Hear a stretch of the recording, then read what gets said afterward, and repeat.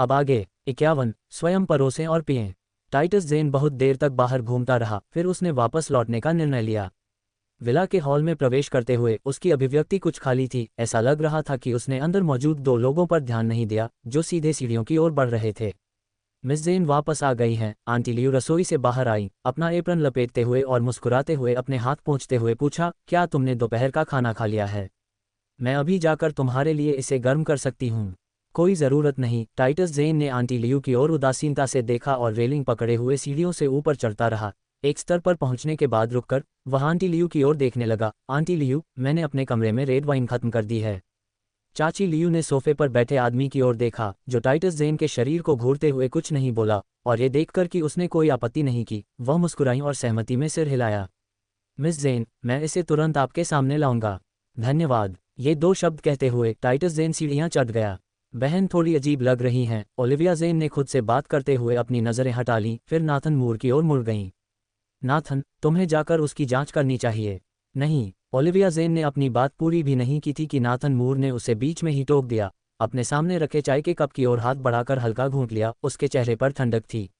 Olivia Zen ने अपने होठों को एक साथ दबाया और अब कुछ नहीं बोली। नाथन मूर हमेशा से ही इतने ठंडे और अप्राप्य रहे थे, लेकिन अतीत में जब वे साथ थे तो उन्होंने शायद ही कभी उनके साथ ऐसा व्यवहार किया हो। अपने कमरे में प्रवेश करते हुए टाइटस ज़ेन को ऐसा महसूस हुआ जैसे उसने सारी ताकत खो दी हो। वह दरवाजे के सहारे झुक गया और धीरे धीरे फर्श पर फिसल गया। फर्श पर बैठे अपने पीछे ठंडे दरवाजे के साथ टाइटस ज़ेन ने हल्की सी हंसी दी। जैसे ही वह हंसा, उसकी आंखों से आंसू बहने लगे। लोगन के पास कोई है जिसे वह पसंद करता है, उसके पास कोई है जिसे वह पसंद करता है। टाइटस ज़ेन ने खुद से यह बात दोहराई, हालांकि उसने हमेशा यह आशा की थी कि लोगन रे उसे भूल जाएगा और एक अच्छी महिला ढूंढ लेगा। फिर भी जब लोगन रे को वास्तव में वह व्यक्ति मिल गया जिसे वह प्यार करता था, तो टाइटस ज़ेन के दिल में दर्द असहनीय था। उसका हाथ उस जगह पर कसकर जकड़ा हुआ था जहां उसका सूट था। मखमली ट्रैक सूट पर सिलटे पड़ रही थीं। मिस ज़ेन, मैं आपके लिए रेड वाइन लाया हूं। जिस दरवाजे पर वह झुका हुआ था, उसने 2 बार धीरे से दस्तक दी। यह आंटी लियू थीं जो रेड वाइन ला रही थीं। टाइटस ज़ेन ने जल्दी से अपने चेहरे से गीले निशान पोंछे और खुद को संभाला, फिर फर्श से उठा, दरवाजा खोला और आंटी लियू के हाथ से रेड वाइन ले ली। उसके होंठ धन्यवाद में मुड़े हुए थे। धन्यवाद। फिर उसने दरवाज़ा बंद कर दिया। बाहर रह गई आंटी लियू ने फिर से दस्तक देने और कुछ सांत्वना देने के इरादे से अपना हाथ उठाया। मिस ज़ेन जब उदास होती थी तो अपने दुखों को शराब में डुबो देना पसंद करती थी, और एक बार जब वह कुछ लेने के लिए ऊपर आई तो उनकी नज़र मिस ज़ेन पर पड़ी जो इतनी नशे में थी कि बेहोश हो गईं। लेकिन एक क्षण सोचने के बाद आंटी लियू ने आह भरी और वहां से चली गईं। मालिक घर पर थे। गृहस्वामी के रूप में ऐसे मामलों की चिंता करना उनका काम नहीं था। यह अच्छा होगा कि मालिक मिस ज़ेन की परेशानी देख लें ताकि भविष्य में उन्हें परेशानी न हो। लाल वाइन को छोटी गोल मेज पर रखते हुए टाइटस ज़ेन ने अपना ट्रैक सूट उतारकर आरामदायक चौड़े पैरों वाली पैंट और ऊंचे गले वाला स्वेटर पहन लिया। एक कलाकार होने के नाते उनकी दैनिक जीवन शैली भी कलात्मकता से भरपूर थी। जैसे लाउंज वियर में उनकी पसंद। अन्य लोग मुलायम सूती और अनौपचारिक खेल वस्त्र चुनते हैं, लेकिन घर पर भी टाइटस ज़ेन को अपनी छवि की बहुत परवाह थी। बेज रंग की चौड़ी टांगों वाली पैंट के साथ उसी रंग का एक ऊंचा गला वाला स्वेटर, फिर गहरे रंग की शॉल ओढ़े हुए, उनकी बंधी हुई चोटी भी खुली हुई थी तथा उनके माथे को ढकने वाले बैंग्स भी कानों के पीछे टक किए हुए थे। रेड वाइन की बोतल खोलते हुए टाइटस ज़ेन एक हाथ में बोतल और दूसरे हाथ में वाइन का गिलास लिए फर्श से छत तक की खिड़की तक चले गए और बालकनी में आ गए। संगमरमर की सतह, जो लगभग कमर जितनी ऊंची थी, अपने प्राकृतिक आकार में स्तंभों द्वारा समर्थित थी।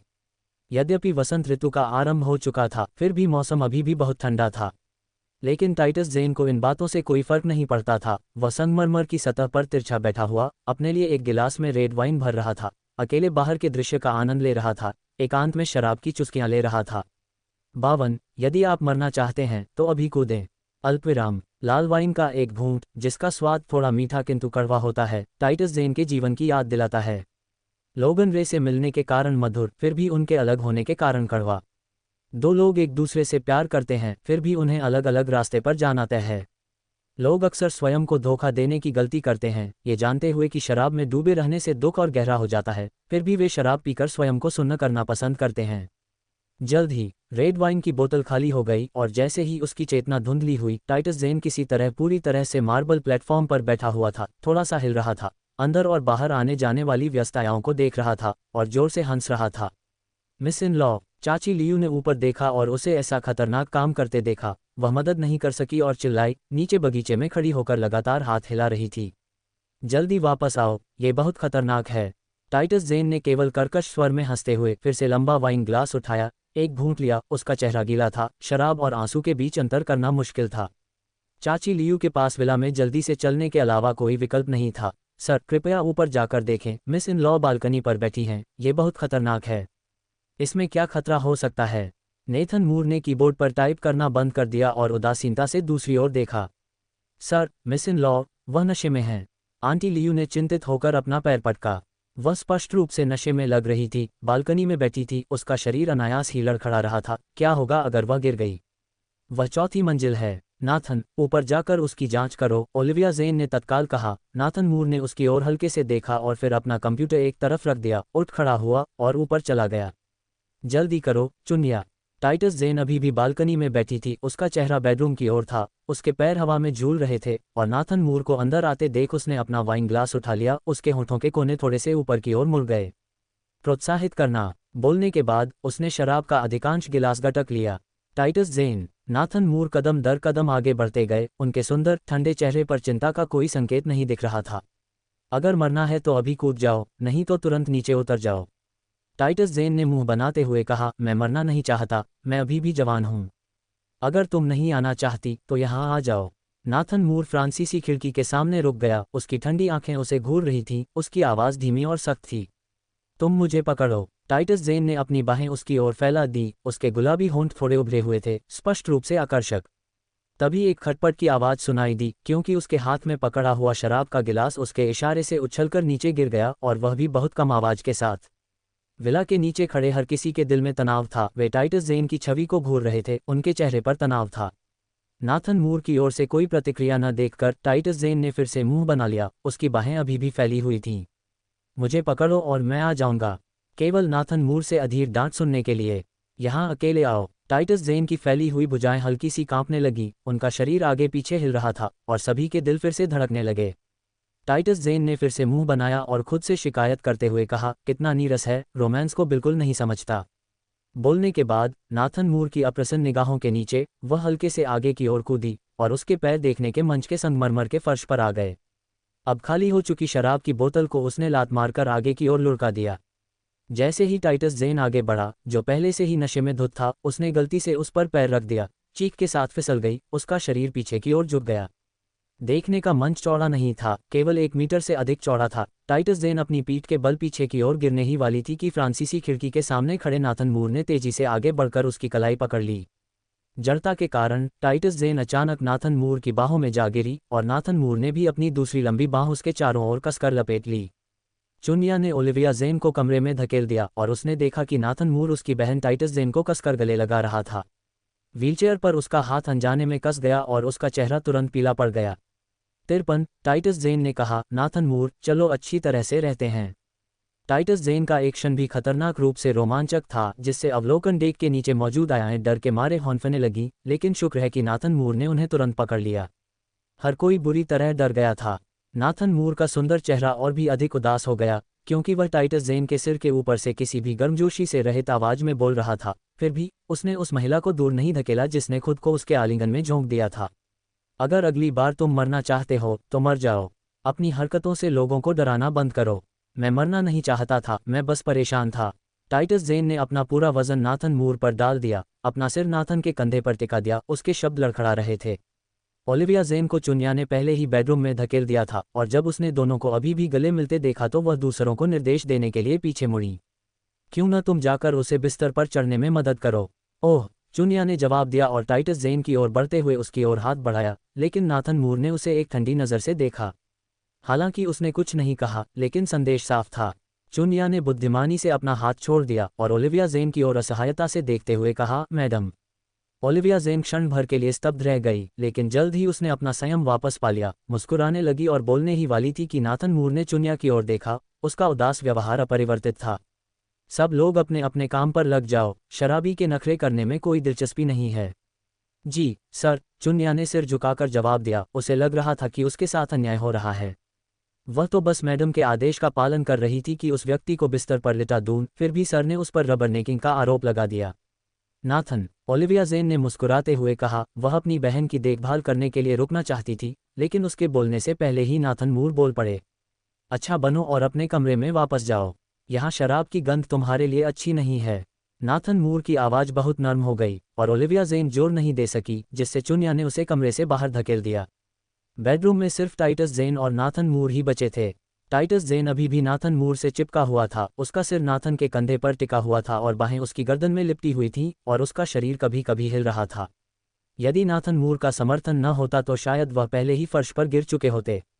नाथन मूर ने अपने कंधे पर लटकी हुई महिला पर एक नज़र डाली और उसकी कमर के चारों ओर हाथ को थोड़ा कसते हुए उसे बड़े बिस्तर की ओर ले गए। टाइटस जेन को एक क्षण के लिए दुनिया घूमती हुई महसूस हुई, फिर उसने स्वयं को बिस्तर पर एक असुंदर स्थिति में पड़ा पाया। हालांकि उसकी बाहें नाथन मूर की गर्दन के चारों ओर कसकर लिपटी रहीं, छोड़ने को तैयार नहीं थीं। नाथन मूर ने आंखें बंद करके महिला की ओर देखा, अपना हाथ उठाया और अपनी गर्दन के चारों ओर की बाहें खोलने ही वाला था। गहरे नशे में धुत टाइटस जेन के मुंह से बुदबुदाहट निकली। नाथन मूर, मुझे प्रताड़ित करना बंद करो, चलो अच्छी तरह से साथ रहें। नाथन मूर की गतिविधियां रुक गईं और यद्यपि उन्होंने टाइटस जेन का हाथ थाम लिया, लेकिन उसे हटाया नहीं। उन्होंने अपने सामने खड़ी महिला को देखते हुए भौहें चढ़ाईं और उनकी गहरी आंखों में एक जटिल भावना चमक उठी। उसकी गर्दन के चारों ओर की बाहें कस गईं, जिससे नेथन मूर को टाइटस जेन पर दबाव से बचने के लिए बिस्तर पर अपने हाथ का सहारा लेना पड़ा। साथ ही उनके चेहरे बेहद करीब होने चाहिए थे, इतना करीब कि टाइटस जेन ने अपना चेहरा नाथन की गर्दन में छिपा लिया। तभी नाथन मूर ने एक हल्की सी सिसकी सुनी, जिसके बाद उसकी गर्दन के मोड़ से एक और फुसफुसाहट सुनाई दी। चलो एक बच्चा पैदा करें और ओलिविया के साथ एक अच्छा जीवन जिएं। बिस्तर पर टिके नाथन मूर का हाथ अनायास ही कस गया और उसका शरीर तनावग्रस्त हो गया। एक हाथ का पिछला हिस्सा उठाकर उसने गर्दन में छिपे चेहरे को हिलाने का इरादा किया, लेकिन तभी उसे एक और सिसकी की गूंज सुनाई दी। क्या ये ठीक है? उसने अपने कंधे पर दर्द महसूस किया, जहां नशे में धुत महिला ने काट लिया था। वहां गीली गर्मी भी थी और नाथन मूर ने नीचे देखा तो हल्के भूरे रंग के घरेलू पोशाक वाला कंधा भीगा हुआ था। अध्याय 54, ठंडे पानी से जागरें। अपने कंधे पर रखे सिर को फिर से देखते हुए नाथन मूर की गहरी आंखों में कुछ भावनाएं झलक उठीं। हाथ मोड़ते ही उसका विशाल शरीर सीधे नीचे गिर गया। उसके बड़े हाथ ने रोती हुई महिला की गर्दन को सहलाया। एक चुंबन टाइटस जेन के बालों के मुकुट पर पड़ा और काफी देर तक बिना हिले डुले ही रुका रहा। नाथन मूर, मेरा दिल बहुत दुख रहा है। टाइटस जेन ने नाथन मूर का हाथ कसकर पकड़ लिया। नशे में धुत होने के बाद उसका सबसे कमजोर पक्ष भी सामने आ गया। उसने सारे बचाव छोड़ दिए, जैसे डूबता हुआ इंसान बस एक तिनके को पकड़े हुए हो और अपनी निराशा को बाहर निकाल रहा हो। उसकी सुंदर भौहें तन गईं। उसके बड़े हाथ ने बलपूर्वक टाइटस जेन का सिर उससे दूर कर दिया, जिससे उसे अपने शांत मुखौटे के नीचे एक नाजुक छोटी महिला के रूप में दिखाया गया। उसके बाल बिखरे हुए थे और चेहरा आंसुओं के निशानों से भरा हुआ था। उस छोटे लेकिन ध्यान देने योग्य निशान को देखते हुए नाथन मूर की सुंदर भौहें अनायास ही तन गईं और मानो उन पर कोई भूत सवार हो, उन्होंने अपने पतले होठों को उस गुलाबी दाग पर दबा दिया। ये नाथन मूर का टाइटस जेन को पहला चुंबन था। यद्यपि उनके बीच अनगिनत यौन संबंध थे, लेकिन उसने कभी उसे चूमा नहीं था, बल्कि जब वह नियंत्रण से बाहर होता तो अपनी घृणा प्रकट करने के लिए उसके कंधे को काट लेता था। चुंबन धीरे धीरे उसकी भौहों और आंखों से होता हुआ आगे बढ़ा, जिसमें कोई हिंसक अशिष्टता नहीं थी, केवल अंतहीन कोमल उलझन थी, जब तक कि यह उसके होठों तक पहुंचा, लेकिन सीधे उन्हें नजरअंदाज कर दिया। फिर उसकी गर्दन पर, उसके गले के खोखले हिस्से पर उतरा। कोमलता से चुंबन जारी रहा। उसके होठों से एक धीमी कराह निकली और नशे की हालत में भी उसकी इंद्रियां और भी स्पष्ट हो गईं। ऐसी परिचित अनुभूति, इतनी कोमल कि यह किसी को भी अनियंत्रित रूप से कांपने पर मजबूर कर दे, यह अवश्य ही लोगन ही होगा। केवल लोगन ही उसके साथ इतनी कोमलता से व्यवहार कर सकता है। टाइटस जेन ने अपना सिर उसकी छाती से सटा लिया और स्वेच्छा से अपने धड़ को ऊपर उठा लिया। उसके होठों से एक धीमी सी बात निकली, लोगान। नाथन मूर ने उसके सीने से सिर सटाकर ऊपर देखा तो वह नशे में धुत महिला थी। उसकी आंखों की गहराई में क्रोध की ज्वालाएं चमक रही थीं। एक क्षण में ये सबसे ठंडे दिसंबर की बर्फ में बदल गया, जो सारे उत्साह को जमा देने के लिए पर्याप्त था। लोगान। सौम्यता चली गई। टाइटस जेन असहजता से मुड़ी, उसकी नाजुक भौहें सिकुड़ गईं और उसने एक और बड़बड़ाहट भरी बात कही। एक धमाके के साथ नाथन मूर के सिर पर रखा उसका हाथ जोर से बिस्तर पर गिर गया। टाइटस जेन ने दर्द से अपनी भौहें कस लीं और ऊपर वाला आदमी अचानक उठकर कमरे से बाहर चला गया। लोगान। बिस्तर पर टाइटस जेन ने अपना शरीर सिकोड़ लिया। उसकी सिसकियां सुनाई देने वाली चीखों में बदल गईं। जैसा कि पता चला, टाइटस जेन बहुत ज्यादा नशे में था और रात के खाने के समय तक भी वह होश में नहीं आया था। खाने की मेज पर बैठे हुए अपने सामने रखे हुए शानदार भोजन को देखते हुए नाथन मूर ने अपने चॉपस्टिक को छुआ तक नहीं, बल्कि उसकी नज़र नौकरानी की ओर गई, जो अभी अभी सूप का कटोरा लेकर आई थी। उसे यहाँ बुलाओ। बिना किसी उपाधि के, बिना किसी नाम के, मानो नाम बोलने से इनकार करने की हद तक घृणा हो। नाथन मूर के लिए यह एक अजीब दिन था। कई बार ऐसा हुआ था कि टाइटस जेन भोजन के लिए नीचे नहीं आए थे और उन्होंने कभी भी हाउसकीपर से उन्हें बुलाने के लिए नहीं कहा था। नौकरानी ने जवाब दिया। सूप का कटोरा मेज पर रखा, ओलिविया जेन की ओर एक नज़र डाली, फिर सीढ़ियों की ओर चल पड़ी। थोड़ी देर बाद नौकरानी खाने की मेज पर वापस आ गई। सर, मिस टाइटस अभी तक नहीं जागी हैं। अगर वह नहीं जागी है तो उसे जगा दो। मैंने फ़ोन किया, लेकिन मिस टाइटस अभी भी गहरी नींद में सो रही हैं। नाथन मूर की सुंदर भौहें थोड़ी सी तनी हुई थीं और उन्होंने ठंडी आवाज में आदेश दिया, तो उसे जगाने के लिए उस पर ठंडा पानी छिड़को। नौकरानी चौंकी और घर की महिला की ओर देखने लगी जो अब तक चुप थी। महिला ने अपने हाथ सामने जोड़े हुए थे और बिना किसी हस्तक्षेप के चुपचाप बातचीत देख रही थी। क्या तुम मेरी बात समझ नहीं पाए? अत्यंत ठंडी आवाज फिर से उठी और नौकरानी ने तुरंत सहमति में अपना सिर झुका लिया। जी साहब, मैं अभी जाऊंगी। 55। एक लड़की नशे में हमेशा बकवास करती है।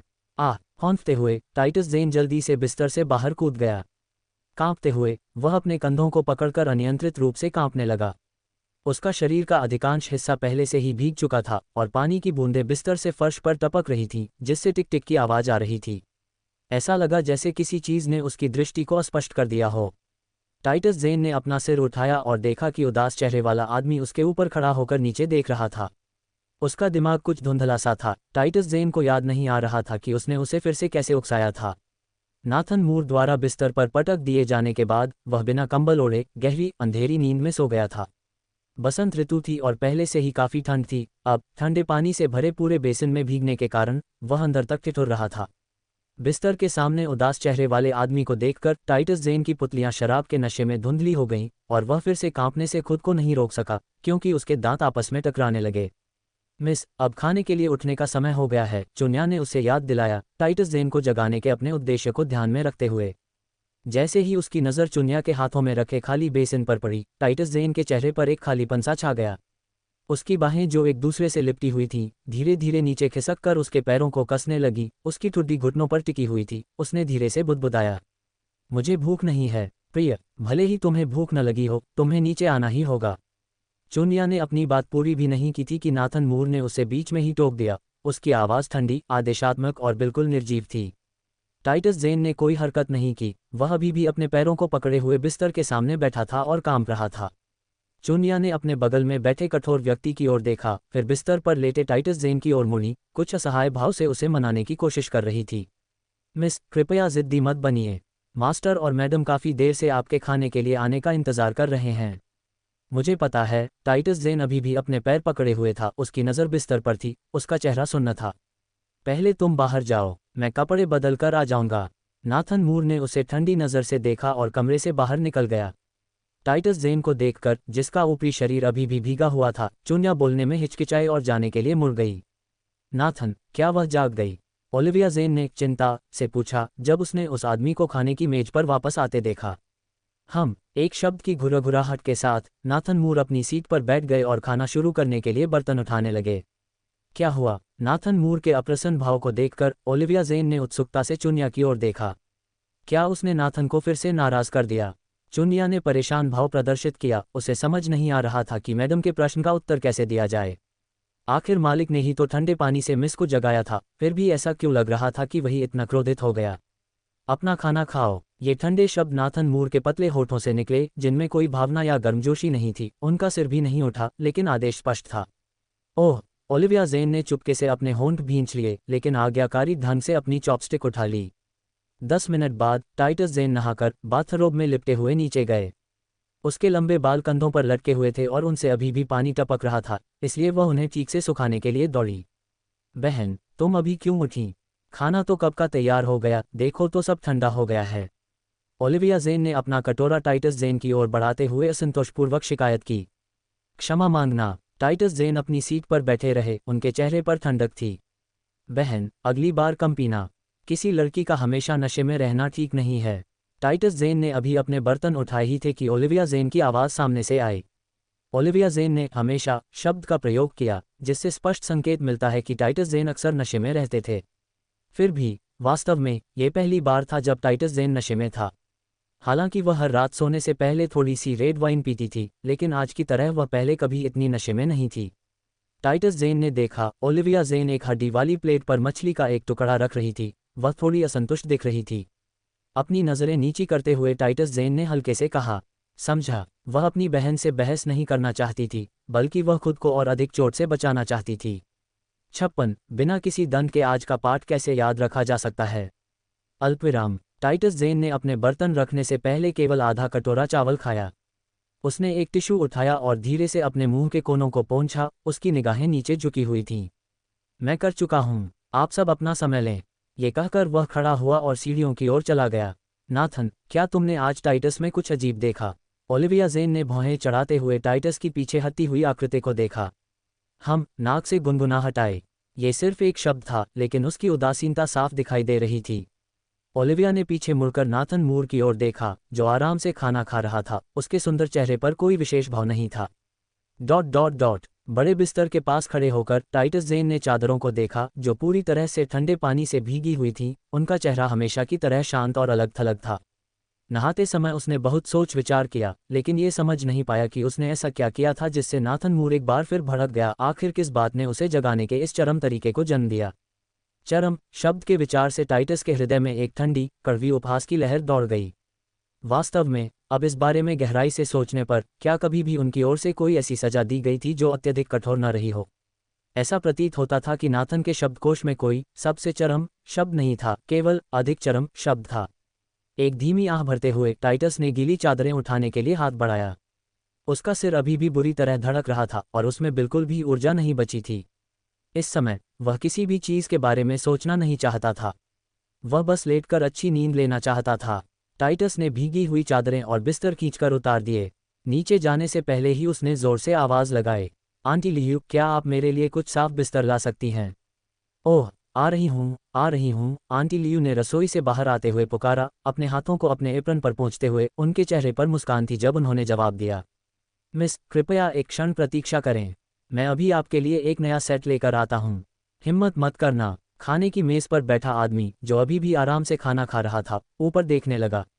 एक हाथ में चावल का कटोरा था और दूसरे में चॉपस्टिक। हालांकि वह आंटी लियू से बात कर रहा था, उसकी तीखी, खतरनाक निगाहें टाइटस पर टिकी थीं। आंटी लियू बीच कदम में ही ठिठक गईं और आश्चर्य से पीछे मुड़ीं, ये सोचकर कि उन्होंने उनकी बात गलत सुनी है। मैंने कहा, हिम्मत मत करना। नाथन ने अपनी बात दोहराई। उसका खूबसूरत चेहरा उदासी से घिरा हुआ था। उसकी धमकी भरी नज़र अब आंटी लियू पर टिक गई थी। लेकिन मिस टाइटस, वह। आंटी लियू ने सीढ़ियों के बीच में जमी हुई खड़ी उस आकृति की ओर इशारा किया, जो गीले बिस्तर को पकड़े हुए थी और उनकी ओर से विनती करना चाहती थी। हालांकि गर्मियां आ रही थीं, फिर भी रातें असहनीय रूप से ठंडी थीं। बिना कंबल के रात काटना तो दूर, भीगे हुए बिस्तर पर सोना भी मुश्किल था। नाथन ने टाइटस पर एक क्षणिक नज़र डाली, फिर अपनी नज़रें हटा लीं और व्यवस्थित ढंग से खाना जारी रखा। उसे उस बिस्तर पर सोने दो। बिना सज़ा के वह आज का पाठ ठीक से कैसे याद रखेगा? महोदय, आंटी लियू टाइटस के लिए तरस खाए बिना नहीं रह सकी, जिसे ज़्यादा शराब पीने की सज़ा मिली थी। इतनी ठंडी रात में और 1 महीने की कैद पूरी होने के तुरंत बाद उसका शरीर पहले से ही कमज़ोर था। ठंड लगना तो मामूली बात थी, लेकिन अगर कोई स्थायी स्वास्थ्य समस्याएं पैदा हो जाएं तो क्या होगा? क्या तुम ये कह रही हो कि तुम्हारी नज़र में टाइटस का दर्जा मेरे, यानी घर के मालिक, से ऊंचा है? नाथन के ठंडे, तिरस्कारपूर्ण सवाल ने आंटी लियू को आगे गिड़गिड़ाने से तुरंत चुप करा दिया। उसने अपना सिर नीचे किया और अनिच्छा से बुदबुदाया, नहीं सर। अगर नहीं, तो वापस रसोई में जाओ और अपना काम शुरू करो। नाथन की आवाज़ ऊंची हो गई, उसकी नाराज़गी साफ दिखाई दे रही थी, और यहाँ तक कि उसमें चेतावनी देने का भी भाव था, मानो वह उसे एक उदाहरण देना चाहता हो। इस घर में रक्षकों के लिए कोई जगह नहीं है। समझ गया साहब, आंटी लियू ने मुंह फेरते हुए धीमी आवाज़ में जवाब दिया। रसोई की ओर जाते हुए उन्होंने आखिरी बार टाइटस पर नज़र डाली, जो सीढ़ियों के बीच में बिस्तर पकड़े खड़ा था, फिर सिर नीचे करके रसोई में गायब हो गई। सीढ़ियों पर खड़े होकर गीले बिस्तर को पकड़ती टाइटस की उंगलियां बल के कारण रक्तहीन हो गई थीं। उसके मन में एक आवाज़ धीरे से गूंज रही थी, टाइटस, जब तक तुम्हें कष्ट सहने का कोई रास्ता मिलेगा, मैं तुम्हें कभी नहीं छोड़ूंगी। टाइटस ने अपने निचले होंठ को इतनी जोर से काटा कि उसका रंग उड़ गया। उसने नज़रें उठाकर सीढ़ियों की रेलिंग के बीच से मेज़ पर बैठे आदमी को देखा। वह सचमुच नहीं जानता था कि उसे निराशा महसूस करनी चाहिए या राहत महसूस करनी चाहिए।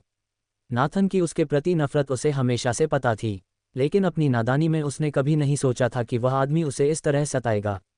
क्या बात है? क्या तुम मेरा इंतज़ार कर रहे हो कि मैं ऊपर आऊं और बिस्तर फिर से ठीक कर दूं? एक ठंडी आवाज़ हवा में गूंजी। टाइटस ने अपना घायल निचला होंठ छोड़ा और सीने में उठते गुस्से को दबाने के लिए गहरी सांस ली। उसने ठंडे स्वर में जवाब दिया, जरूरत नहीं है। अपनी बात पूरी करने के बाद वह बिस्तर लेकर मुड़ा और चुपचाप वापस चला गया। 57 सज्जन को अपनी ससुराल की बेटी के लिए भावनाएं विकसित हुईं। अपने कमरे में लौटकर टाइटस ज़ेन ने भीगे हुए बिस्तर को फर्श पर बिछाया और बड़े बिस्तर की ओर चल दिया। इसमें बहुत सारा पानी लगा होगा, क्योंकि गद्दा जगह जगह भीग गया था और कुछ ही सूखे स्थान थे। उसका सिर बुरी तरह धड़क रहा था, खासकर जब उसने देखा कि उसका आराम करने का स्थान भी चला गया था। कुछ देर तक बिस्तर के सामने चुपचाप खड़े रहने के बाद टाइटस ज़ेन अलमारी में एक कश्मीरी कोट ढूंढने गया और बाहर छत पर जाने से पहले एक नरम तकिया ले लिया। विला में आने के बाद से ही उन्होंने धूप सेंकने की आदत बना ली थी। चाहे मौसम कोई भी हो, वे हर दिन बाहर बैठकर धूप सेंकने का हर अवसर तलाशते थे। वहाँ एक मुलायम गद्दी बिछी हुई थी और कभी कभी उस पर लेटकर गर्म धूप सेंकते हुए उसे ऐसा महसूस होता था कि इस दुनिया में अभी भी कुछ गर्माहट बाकी है जो उसकी है। रात धुंधली थी और हालांकि अभी भी थोड़ी ठंड थी, मुलायम तकिए पर लेटे और कश्मीरी कोट ओढ़े हुए उसे काफ़ी गर्मी महसूस हो रही थी। उसकी कनपटियों में धड़कन और पलकों का भारीपन, ये सब ज्यादा शराब पीने के दुष्परिणाम थे। जम्हाई लेते हुए टाइटस ज़ेन ने अपनी आंखें बंद कर लीं और जल्द ही गहरी नींद में सो गया। उसकी आंखों के सामने घर की सीढ़ियों से लेकर कई तस्वीरें उभरने लगीं। उसकी बहन ने सफ़ेद शादी का जोड़ा पहना हुआ था, उसका गुड़िया जैसा चेहरा खूबसूरती से सजाया हुआ था, वह बहुत सुंदर लग रही थी। उद्धरण चिन्ह ... टाइटस, अगर मैं न होता तो माँ बाप तुम्हें भीख मांगने के लिए सड़क पर फेंक देते। ओलिविया ज़ेन ने यह वाक्य छोड़ दिया और सीढ़ियों से नीचे जाने के लिए मुड़ गई। ओलिविया, अपनी बात स्पष्ट करो। टाइटस ज़ेन ने घबराहट में उसे पकड़ने के लिए अपना हाथ बढ़ाया। तुम मुझे चोट पहुंचा रहे हो, छोड़ दो। वहां उसकी बहन ओलिविया ज़ेन सीढ़ियों के नीचे बेजान पड़ी थी। दृश्य फिर बदल गया और टाइटस ज़ेन को एक द्वेषपूर्ण व्यक्ति ने घेर लिया। ... टाइटस, अगर तुमने ऐसा किया है तो तुम्हें इसके परिणामों का सामना करने के लिए भी बहादुर होना होगा। एक फुफकार के साथ टाइटस ज़ेन के कपड़े फट गए और वह अपनी पूरी ताकत से संघर्ष करने लगा। नाथन मूर, मैं ओलिविया की बहन हूं, तुम मेरे साथ ऐसा नहीं कर सकते। मैं नहीं कर सकता। नाथन मूर के पतले होंठ व्यंग्यात्मक मुस्कान में बदल गए, उनकी गहरी आंखें रक्तपिपासु रोशनी से चमक रही थीं। अगर तुम्हें याद है कि तुम ओलिविया की बहन हो तो तुम इतनी दूर कैसे जा सकती हो? अब पीड़ित बन रही हो, किसके लिए? टाइटस, तुम्हारा दिल सचमुच जहरीला है। एक चीख के साथ दुनिया घूम गई जब टाइटस ज़ेन को बिस्तर पर फेंक दिया गया। उसके कपड़े पहले से ही अस्त व्यस्त थे। उसके बाद एक बार फिर कपड़े के फटने की आवाज़ आई। मत करो नाथन मूर, कृपया, मैं आपसे विनती कर रही हूँ, ऐसा मत करो। आप मेरे जीजा हैं, आप मेरे साथ ऐसा व्यवहार नहीं कर सकते। टाइटस ज़ेन अपना सिर हिलाता रहा, उसका पूरा माथा पसीने की महीन बूंदों से ढका हुआ था, उसकी भौहें कसी हुई थीं और उसका चीनी मिट्टी का चेहरा असामान्य लालिमा से लाल हो गया था। वह अपने आप को कसकर एक गेंद की तरह सिकुड़ गया, उसका शरीर लगातार कांप रहा था। सर, मिस ज़ेन को बुखार है। आंटी लियू ने टाइटस के माथे पर बुखार महसूस करने के लिए हाथ बढ़ाया, पीछे मुड़ी और वहां चुपचाप खड़े उस आदमी की ओर देखा जो फिर से विनती कर रहा था। इतनी ठंड के दिन, चाहे मिस ज़ेन ने कितनी भी गलतियां की हों, आप उन्हें बाहर सोने नहीं दे सकते, महोदय। कृपया, मैं उनके लिए नया बिस्तर ला दूं। टाइटस को ठंड से कांपते देख आंटी लियू वास्तव में इसे सहन नहीं कर सकीं। सहानुभूतिपूर्वक कहें तो, यदि उसकी अपनी बेटी को उसके पति ने ठंड के दिन घर से निकाल दिया होता तो वह न्याय पाने के लिए मृत्यु तक लड़ती। घर के मालिक के अप्रसन्न होने की उम्मीद करते हुए उसे आश्चर्य हुआ कि नाथन मूर ने चाची लियू को एक हल्की सी नज़र से देखा और फिर चलकर टाइटस को अपनी बाहों में उठा लिया। सर, क्या मुझे मिस ज़ेन की चादरें बदलकर नई चादरें लगा देनी चाहिए? उस आदमी को मिस ज़ेन को बाहर ले जाते देख आंटी लियू ने उसके पीछे से ऊंची आवाज़ में पूछा। बदला। बेडरूम के दरवाजे से एक शब्द कहते ही नाथन मूर ने टाइटस ज़ेन को दृढ़ कदमों से कमरे से बाहर निकाल दिया था। प्रवेश द्वार पर दो आकृतियों को गायब होते देख आंटी लियू चालाकी से मुस्कुराईं, क्योंकि उन्हें पता था कि मालिक के मन में मिस ज़ेन के लिए भावनाएं विकसित हो गई हैं। 58 अपने दिल को छुओ और ध्यान से सोचो। इवांडर लैनकेस्टर को टाइटस ज़ेन को थेरेपी देने के लिए पुनः विला में आमंत्रित किया गया और मेडिकल किट का प्रबंध करते समय वह चिढ़ाने वाली बातें करने से खुद को रोक नहीं सका। भाई, तुमने सचमुच हम सभी भाइयों को हैरान कर दिया। कुछ ही दिनों में तुमने अपनी पत्नी की आधी जिंदगी लगभग छीन ली है। नाथन मूर, निकोलस क्रॉफ्ट, फेलिक्स शॉ और इवांडर लैनकेस्टर सगे भाई हैं। इन चारों में निकोलस क्रॉफ्ट सबसे बड़े हैं, नाथन मूर दूसरे नंबर पर हैं और इवांडर लैनकेस्टर सबसे छोटे हैं, इसलिए उन्हें सबसे नीचे रखा गया है। उनमें से वह एकमात्र ऐसे व्यक्ति हैं जो व्यवसाय से जुड़े नहीं हैं। वह अपने परिवार के निजी अस्पताल में काम करते हैं तथा अपने 3 बड़े भाइयों के लिए निजी पारिवारिक चिकित्सक के रूप में भी काम करते हैं। वह मेरी औरत नहीं है। नाथन मूर ने टाइटस ज़ेन की ओर देखा, जो अब बड़े बिस्तर पर नींद में बेसुध होकर बातें नहीं कर रहा था। उसकी अभिव्यक्ति बर्फीली थी। नाथन मूर के शब्दों के कारण इवांडर लैनकेस्टर ने ऊपर देखा। वह मेरी औरत नहीं है।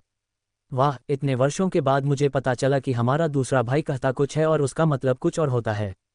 इवांडर लैनकेस्टर ने खुलेआम मजाक उड़ाया तथा नाथन मूर की भावशून्य निगाहों का सामना अपनी भौहें उठाकर और एक दुष्ट मुस्कान के साथ किया। तुम्हारी औरत नहीं, तुम्हारी औरत नहीं और फिर भी तुम उसे पूरे दिन अपने नीचे दबाए रखते हो। तुम्हारी औरत नहीं और फिर भी तुम उसे अपने घर में रहने देते हो। तुम्हारी औरत नहीं और फिर भी तुम उसे अपने बीच से गर्भवती कर देते हो। बस। इवांडर लैनकेस्टर के लगातार प्रत्युत्तरों ने अंततः नाथन मूर के सुंदर चेहरे में परिवर्तन ला दिया। उसकी काली आंखें एक अवर्णनीय भावना से भर गईं और उसने उसे ठंडी आवाज में रोक दिया। मैं तुम्हें अपने परिवार का इलाज करने के लिए पैसे देता हूं, तुम्हारी शिकायतें सुनने के लिए नहीं। तस्क तस्क, देखो, अभी भी मान नहीं रहे। हालांकि ठंडेपन से डांटने पर भी इवांडर लैनकेस्टर नाराज नहीं हुआ, बल्कि उसकी हंसी थोड़ी उत्तेजक लग रही थी। उसने करीने से सजाए गए मेडिकल किट का ढक्कन बंद किया और लापरवाही से अपनी पतलून की जेब में हाथ डालकर सिगरेट का एक पैकेट निकाला। भाई, अगर मेरे कान मुझे धोखा नहीं दे रहे हैं तो मैंने अभी अभी आपको परिवार का उल्लेख करते सुना है। इवांडर लैनकेस्टर ने जानबूझकर परिवार शब्द पर जोर दिया। उसकी अभिव्यक्ति नेथन मूर को देखते हुए उपहासपूर्ण थी और फिर उसने पैकेट से एक सिगरेट निकाली, लेकिन इससे पहले कि वह उसे अपने होठों तक ला पाता, नेथन मूर ने उसे फिर से ठंडी आवाज में रोक दिया। धूम्रपान निषेध। हम। इवांडर लैनकेस्टर ने भौहें उठाईं। भाई, क्या आप आमतौर पर घर पर धूम्रपान नहीं करते? मैं अकेले धूम्रपान करता हूँ। इवांडर लैनकेस्टर ने बड़े बिस्तर पर गहरी नींद में सो रही महिला की ओर देखा। उसके होठों का घुमाव अर्थपूर्ण था। सिगरेट को वापस पैकेट में रखते हुए उसने सिर हिलाया। मैं समझता हूँ, यहाँ एक मरीज है, इसलिए ये धूम्रपान के लिए उपयुक्त नहीं है।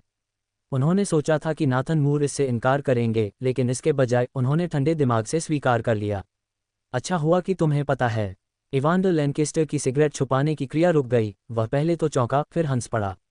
अपना सफ़ेद कोट उतारकर कलाई पर बांधते हुए उसने मेडिकल किट उठाए और ऐसे स्वर में कहा जो न तो बादलों से भरा था और न ही धूप जैसा। भाई, जब आपके पास करने के लिए कुछ न हो तो अपने दिल को छुएं और ध्यान से सोचें। पछतावे के लिए तब तक इंतजार न करें जब तक आप सब कुछ खो न दें। इवांडर लैनकेस्टर के प्रस्थान को देखते हुए नाथन मूर की ऑब्सीडियन आंखें धीरे धीरे संकुचित हो गईं। बाहर से आने वाली सूर्य की रोशनी फर्श से छत तक की खिड़कियों से अंदर आ रही थी और उनकी दृष्टि को धुंधला कर रही थी, जिससे अंदर की भावनाएं स्पष्ट हो गई थीं। श्रीमान, महिला के लिए अदरक का सूप तैयार है, चाची लियू ने दरवाजे पर खड़े होकर कहा। उनके हाथ में एक छोटा कटोरा था जिसमें अदरक का सूप गर्म था। इसे नाथन मूर के निर्देशानुसार ब्राउन शुगर मिलाकर बनाया गया था। इसे यहाँ रख दो। नाथन मूर ने अपनी ठुड्डी से इशारा किया और आंटी लियू ने अदरक का सूप उठाकर उसे बिस्तर के पास कैबिनेट पर रख दिया, फिर अपने पीछे दरवाजा बंद करते हुए कमरे से बाहर निकल गईं। नाथन मूर चादर पर बैठ गए और गहरी नींद में सो रहे टाइटस जेन को देखते हुए अपना हाथ उठाया, अपनी बड़ी हथेली उसके माथे पर रखते हुए बर्फ की पट्टी लगाई और बुखार कम करने वाली दवा दी।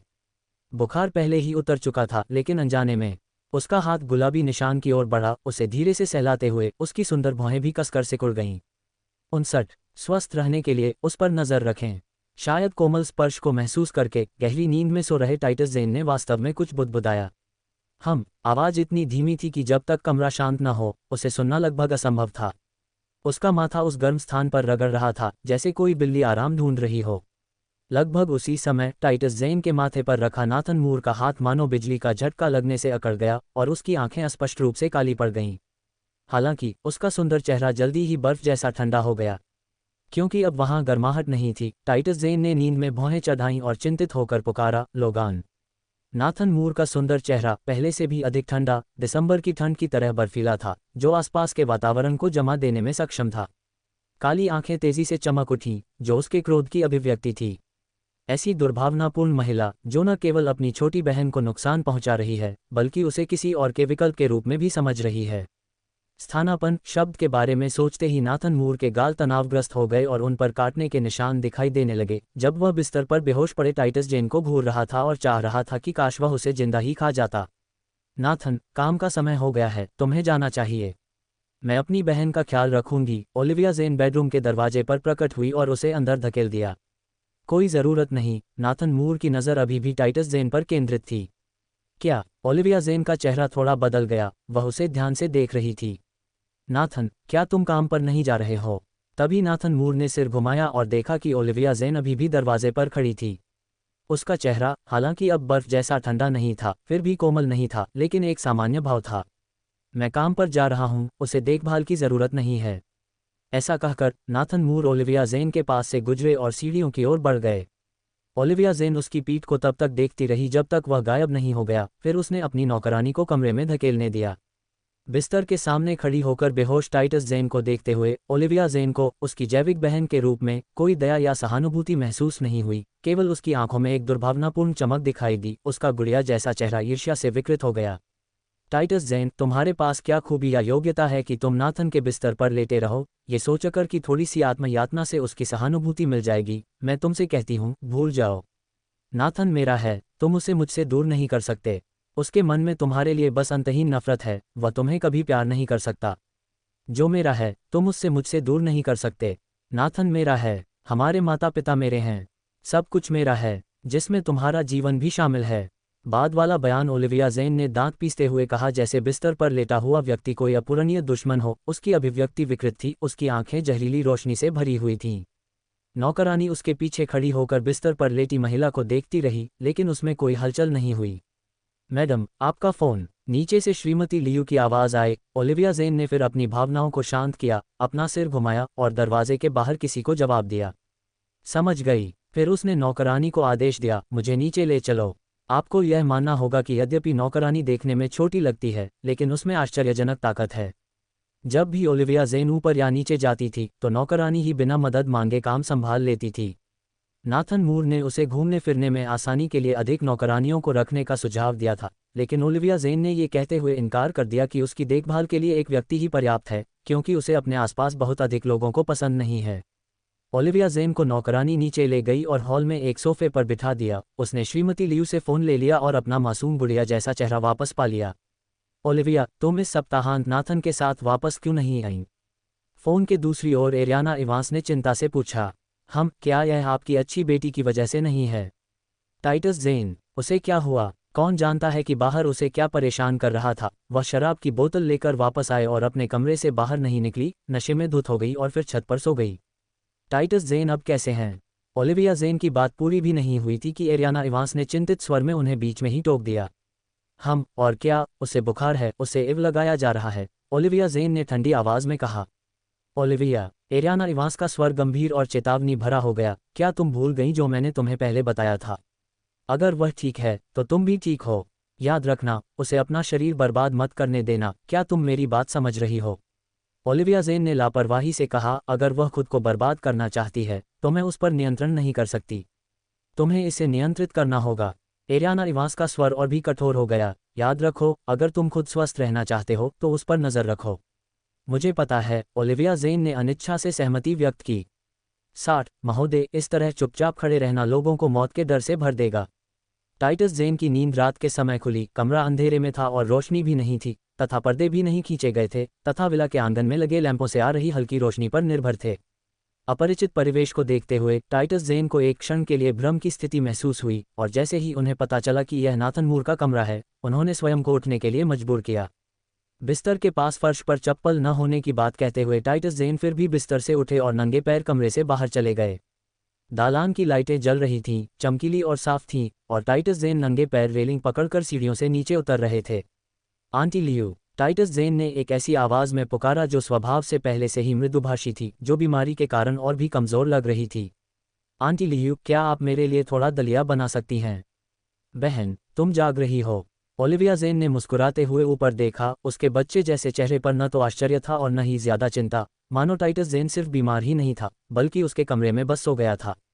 टाइटस जेन ने बिना कुछ कहे उसकी तरफ देखा। एक गंभीर बीमारी से उबरने के बाद कमज़ोर महसूस कर रहा था, और 2 दिन से ज़्यादा कुछ न खाने की वजह से वह पूरी तरह कमज़ोर हो गया था। रेलिंग पकड़कर वह धीरे धीरे सीढ़ियाँ उतरा। हालांकि वहाँ कालीन बिछा था, फिर भी उसके नंगे पैर बर्फ की तरह ठंडे लग रहे थे। आंटी लियू, टाइटस जेन ने फिर से धीरे से पुकारा, और आंटी लियू, जो रसोई में व्यस्त थी, उसे सुन नहीं सकी। आंटी लियू, बहन आपको बुला रही है। ओलिविया जेन ने रसोई की ओर आवाज़ लगाए, अरे अभी आ रही हूँ। आंटी लियू अपने हाथ पहुँचते हुए दौड़ती हुई बाहर आई। मेरी प्यारी मिस, क्या बात है? कृपया मेरे लिए थोड़ा दलिया बना दो, मुझे भूख लगी है, टाइटस जेन ने कहा, जो पहले ही सीढ़ियों के नीचे पहुंच चुका था, रेलिंग को पकड़े हुए और थोड़ा सा हाँफ रहा था। तभी आंटी लियू को याद आया कि वह अभी भी बीमार हैं। जल्दी से उनके पास पहुंचकर उन्होंने टाइटस जेन को सहारा देते हुए सोफे की ओर बढ़ाया। मेरी प्यारी मिस, तुम अकेले क्यों नीचे आ गईं? बस फ़ोन कर दो, मैं देख लूँगी। जब तक तुम्हारा शरीर ठीक हो रहा है, तुम्हें बिस्तर पर आराम करना चाहिए।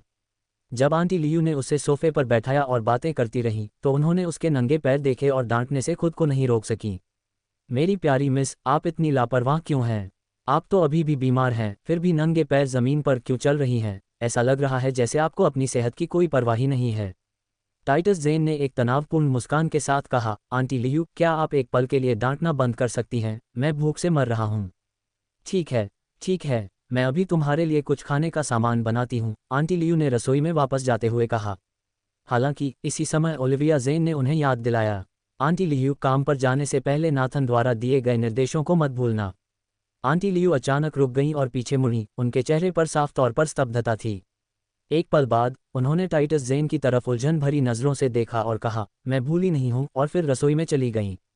टाइटस ज़ेन सोफे पर लेटी हुई थी, उसे बहुत कमज़ोरी महसूस हो रही थी। वह पानी पीना चाहती थी, लेकिन उसके शरीर में बिल्कुल भी ताकत नहीं थी, इसलिए उसे बस सहना पड़ा। ओलिविया ज़ेन ने अपना चेहरा घुमाया और कुछ अर्थपूर्ण मुस्कान के साथ उसकी ओर देखा। बहन, क्या तुम्हें ये जानने की उत्सुकता नहीं है कि नाथन ने काम पर जाने से पहले क्या निर्देश दिए थे? क्या? टाइटस ज़ेन ने सहजता से जवाब दिया, उसकी पलकें इतनी कमज़ोर थीं कि वह खुली नहीं रह सकी। ओलिविया ज़ेन के होठों के कोने किसी तमाशे को देखने के भाव से चौड़े हो गए। नाथन ने कहा, किसी को भी आपकी देखभाल करने की इजाज़त नहीं है, न ही रसोई में आपके लिए खास खाना पकाने की। घर में जो भी बने आपको वही खाना चाहिए, बस आज मेरा मूड बहुत अच्छा है। ये सुनकर ओलिविया ज़ेन रुक गईं और भी ज़्यादा खिलखिलाकर मुस्कुराने लगीं। और फिर टाइटस ज़ेन ने अपनी आंखें खोलीं, उसकी ठंडी निगाहें ओलिविया ज़ेन पर केंद्रित थीं। वह पहले से ही जानती थी कि वह उसके लिए चीज़ें आसान नहीं करेगी। आज मैंने रसोई घर में बहुत सारे स्वादिष्ट व्यंजन बनाने का निर्देश दिया, नरम तले हुए झींगे, छोटे कुरकुरे सुअर का मांस, ब्रेस्ड मछली और हलचल तला हुआ गोमांस। ओलिविया ज़ेन ने एक ही सांस में 4 व्यंजनों को सूचीबद्ध किया, जिनमें से प्रत्येक चिकना था और एक बीमार व्यक्ति के खाने के लिए पूरी तरह से अनुपयुक्त था। टाइटस ज़ेन को पता था कि उसने ऐसा जानबूझकर किया है और उसने ठंडे स्वर में कहा, मैं तो बस सादा चावल ही खाऊंगा। ओ प्रिय, क्षमा करें बहन, ओलिविया ज़ेन अचानक सदमे में चिल्लाई, फिर अपने अतिरंजित हाथों को अपने होठों के सामने रख दिया। मैं भूल गई थी कि आप बीमार थे और तेल वाला खाना नहीं खा सकते थे। रसोई में तैयार किया गया मुख्य व्यंजन झींगा पकौड़ी है। समझ गई। टाइटस ज़ेन ने अपनी नज़रें नीची करते हुए कोहनियों के सहारे सोफे से उठते हुए कहा, कृपया नेथन मूर से कह दीजिए कि मैं डिनर नहीं करूंगी। ये कहते हुए टाइटस ज़ेन अपने भारी शरीर को सीढ़ियों की ओर घसीटते हुए ले गया। उसके पीछे ओलिविया ज़ेन के होंठ एक ठंडी मुस्कुराहट में मुड़ गए। रसोई से सूप का कटोरा लेकर आई आंटी लियू दरवाजे पर खड़े आदमी को देखकर चौंक गईं। उनके हाथ कांप रहे थे और थोड़ा सूप गिर गया था। सर, बिना आवाज़ किए वहां खड़े होकर क्या आप किसी को डराकर मार डालना चाहते हैं? ओलिविया ज़ेन अचानक पीछे मुड़ी, दरवाजे पर चुपचाप खड़े आदमी को देखकर उसने हल्की सी मुस्कान बिखेरी। नाथन, तुम कब वापस आए? तुमने आवाज़ क्यों नहीं की? 61 पाखंड, अभी अभी लौटा हूँ। नाथन मूर ने अपने चमड़े के जूते उतार दिए। ओलिविया ज़ेन अपनी व्हीलचेयर पर बैठी, जूते रखने की अलमारी से ब्रीफकेस उठाया और उसे अपने पैरों पर रख लिया, फिर वहीं प्रतीक्षा करने लगी। चप्पल पहनने के बाद नाथन ने उसे लिविंग रूम में धकेल दिया। आंटी लियू पहले ही एक ट्रे ऊपर ले जा चुकी थी, लेकिन ओलिविया ने पीछे से जोर से आवाज़ लगाई, आंटी लियू, क्या आपने मेरी बहन के लिए बाजरे का दलिया बनाया है? इसे बर्तन में जलने मत देना। आंटी लियू मुड़ी, उनके चेहरे पर उलझन भरी अभिव्यक्ति थी। उन्होंने व्हीलचेयर के पीछे बैठे पुरुष मास्टर की ओर देखा, फिर मुस्कुराईं और बोलीं, मैडम, आपने मुझे जो करने को कहा था उसे मैं कैसे भूल सकती हूँ? ये तो पहले से ही बर्तन में है। काम खत्म करने के बाद वह सीढ़ियाँ चढ़ने लगी, लेकिन खुद को रोक नहीं पाए और धीरे से कहने लगी, पाखंडी। वह वास्तव में ये समझ नहीं पा रही थी कि मालिक ऐसी पाखंडी महिला को कैसे पसंद कर सकता है, जो मिस ज़ेन की बहन को विषैली और मतलबी कह रही है, जबकि वास्तव में यह मैडम स्वयं ही जहरीली और मतलबी है, जो अपनी बहन के प्रति इतनी कठोर है कि यह सोचने पर मजबूर कर देती है कि क्या वे वास्तव में भाई बहन हैं। टाइटस ज़ेन रात के खाने के लिए नीचे नहीं आया और नाथन ने जिद भी नहीं की। आंटी लियू ने दोपहर के बचे हुए खाने से दलिया बनाया और फिर कहा कि वह उसे पूरा नहीं खा पाएगी, उसे फेंकना बेकार होगा, इसलिए वह टाइटस के पास एक कटोरा लेकर गई। ये बहाना ऐसा था जिसमें न तो मास्टर और न ही मैडम को कोई गलती नजर आई। टाइटस ज़ेन को 2 दिन तक इव ड्रिप लगानी पड़ी और उनका शरीर लगभग ठीक हो गया था। उन 2 दिनों के दौरान टाइटस अपने कमरे में ही रही और बाहर एक कदम भी नहीं चली। जब बोर होती तो ज़मीन पर चटाई बिछाकर ड्राइंग बोर्ड पर चित्र बनाती। जो कभी उसका शौक और पेशा था, अब बस समय बिताने का एक शौक बनकर रह गया था। ड्राइंग बोर्ड पर पैटर्न पहले से ही आकार ले रहा था। धुंधली होती रात में धूसर रंगों में एक महिला खिड़की के पास खड़ी बाहर देख रही थी। महिला के लंबे बाल लहरा रहे थे, कंधों पर एक शॉल लिपटा हुआ था। हालांकि यह सिर्फ एक छाया थी, लेकिन इससे एक अवर्णनीय दुख और अकेलेपन का भाव झलक रहा था। नाथन मूर ने दरवाजा खोला और बिना खटखटाए अंदर आ गए। उनकी सुंदर भौहें गहरी सिकुड़ी हुई थीं। जाओ अपने कपड़े बदल लो, हमें जल्द ही एक सामाजिक कार्यक्रम में जाना है। उनकी आवाज़ में गर्मजोशी नहीं थी, एक निर्विवाद आदेश था जो उनके सुंदर चेहरे की तरह ही भावहीन था। जमीन पर बैठी टाइटस जेन उसकी तरफ देखती रही। कभी कभी वह सोचती कि क्या वह ओलिविया के सामने भी ऐसा ही ठंडा चेहरा बनाए रखता है, या सिर्फ उसके लिए। क्या तुमने मुझे सुना नहीं? टाइटस को शांत बैठा देखकर नाथन फिर बोला। उसके डरावने सुंदर चेहरे पर गुस्से की झलक थी। मैंने आपकी बात सुनी। टाइटस जेन ने अपनी नज़रें नीची कर लीं, अपना पैंट ब्रश नीचे रख दिया और खुद को सहारा देकर फर्श से उठकर बाथरूम की ओर चल पड़ी। 20 मिनट बाद टाइटस जेन नीचे आते समय रेलिंग पर झुक गया। उसने 10 इंच पैटर्न वाला फ्लोरल ब्लाउज पहना था, जिसे बेज रंग की पेंसिल पैंट के साथ टक किया गया था और ऊपर से ऊंट के रंग का कोट पहना था। ये बिना किसी खास ड्रेसिंग के एक कैजुअल मिक्स एंड मैच था, फिर भी उसकी सहज अलौकिक गरिमा छिप नहीं पा रही थी। नाथन मूर और ओलिविया जेन दोनों सीढ़ियों की ओर मुड़े। टाइटस का पहनावा देखकर ओलिविया की आंखों में कुछ चमक आई, फिर उसने पीछे मुड़कर नाथन के कॉलर को खींचा और प्यार से मुंह बनाया। नाथन, कृपया मुझे अपने साथ ले चलो। मैंने इतने सालों से भाई टाइटस को नहीं देखा है, कृपया मुझे अपने साथ ले चलो। लो। नाथन नीचे बैठ गया और ओलिविया का हाथ कोमलता से पकड़ लिया। घर पर ही रहो, ये धुएं वाली जगहें तुम्हारे लिए उपयुक्त नहीं हैं। लेकिन बहन क्यों जा सकती है? ओलिविया ने असंतुष्ट होकर विरोध किया। नाथन ने आंखें उठाकर टाइटस जेन की तरफ देखा, जो बड़ी ही शालीनता से सीढ़ियां उतर रहा था। ये बस एक क्षणिक नज़र थी, लेकिन उसकी आंखों की ठंडक छिपाना मुश्किल था। जब उसने अपनी नज़र वापस ओलिविया की ओर घुमाई तो उसकी गहरी आंखें एक बार फिर कोमलता से भर गईं। आप जानते हैं, जब पुरुष ताश खेलने के लिए इकट्ठा होते हैं तो वे धूम्रपान करना पसंद करते हैं। परोक्ष धूम्रपान आपके स्वास्थ्य के लिए अच्छा नहीं है। नाथन का स्पष्टीकरण सुनकर टाइटस अपने चेहरे पर व्यंग्यात्मक मुस्कान लाए बिना नहीं रह सका। हाँ, वास्तव में कितनी कोमल चिंता है। वह धूम्रपान के स्वास्थ्य संबंधी खतरों से पूरी तरह परिचित है, फिर भी वह इसे अपने साथ ले जा रही है। 62 वह विषैली स्त्री। ठीक है, मैं आपकी बात सुनूंगी। ओलिविया जेन के चेहरे पर मुस्कुराहट आ गई, लेकिन जैसे ही उसने टाइटस जेन की ओर देखने के लिए अपना सिर घुमाया, उसने अपनी भौं ऊपर उठा ली। उसके चेहरे पर विजयी भाव था। टाइटस जेन ने नाथन मूर का पीछा करते हुए विला से बाहर निकल गए। नाथन मूर ने आज जो ट्रेंच कोट पहनने का निर्णय लिया था वह भी ऊंट के रंग का था, जो टाइटस जेन के रंग से थोड़ा गहरा था, लेकिन फिर भी यह एक जोड़े के मैचिंग परिधान जैसा ही लग रहा था। उन दोनों को एक के बाद एक जाते देख ओलिविया जेन की आंखें धीरे धीरे सिकुड़ गईं और अचानक उसके होठों के कोनों पर एक ठंडी हंसी उभर आई जब उसने दोनों को जाते देखा और अपने बगल में खड़े व्यक्ति की ओर हाथ बढ़ाया। मुझे फ़ोन दो। शांग म्यू धनी लोगों के लिए एक सभा स्थल है। यह एक निजी क्लब है जिसमें स्नान, केटीवी और ब्रिज मनोरंजन का संयोजन है। नाथन मूर खुद गाड़ी चला रहे थे और टाइटस जेन पीछे बैठे थे। ज्यादातर पुरुषों के लिए यात्री सीट सिर्फ उनकी महिला के लिए आरक्षित होती है, पवित्र और अलंघनीय, सिर्फ उनकी महिला ही उस जगह पर बैठ सकती है। लेकिन जिस तरह से वे अब बैठे थे, नाथन मूर टाइटस जेन के निजी ड्राइवर की तरह लग रहे थे, सिवाय इसके कि यह ड्राइवर एक औसत ड्राइवर की तुलना में बहुत अधिक सुंदर था। काले रंग की बेंटले कार क्लब के सामने रुकी और जो व्यक्ति ड्राइवर की सीट से उतरा, उसके चेहरे पर एक प्रकार का संयम और एक प्रकार का बड़प्पन का भाव था। नाथन मूर ने टाइटस जेन के लिए दरवाजा खोलकर सज्जनता का परिचय नहीं दिया, बल्कि सीधे क्लब के मुख्य द्वार की ओर चल पड़े। टाइटस जेन अकेले ही बाहर निकली, ऊंची एड़ी के जूते पहनकर और नाथन मूर से एक निश्चित दूरी बनाए रखते हुए क्लब की ओर चल रही थीं। ऊपरी मंजिल के कार्ड रूम में Nicholas Croft, Felix Shaw, Evander Lancaster और एक और अनजान आदमी समय से पहले ही क्लब में पहुंच चुके थे।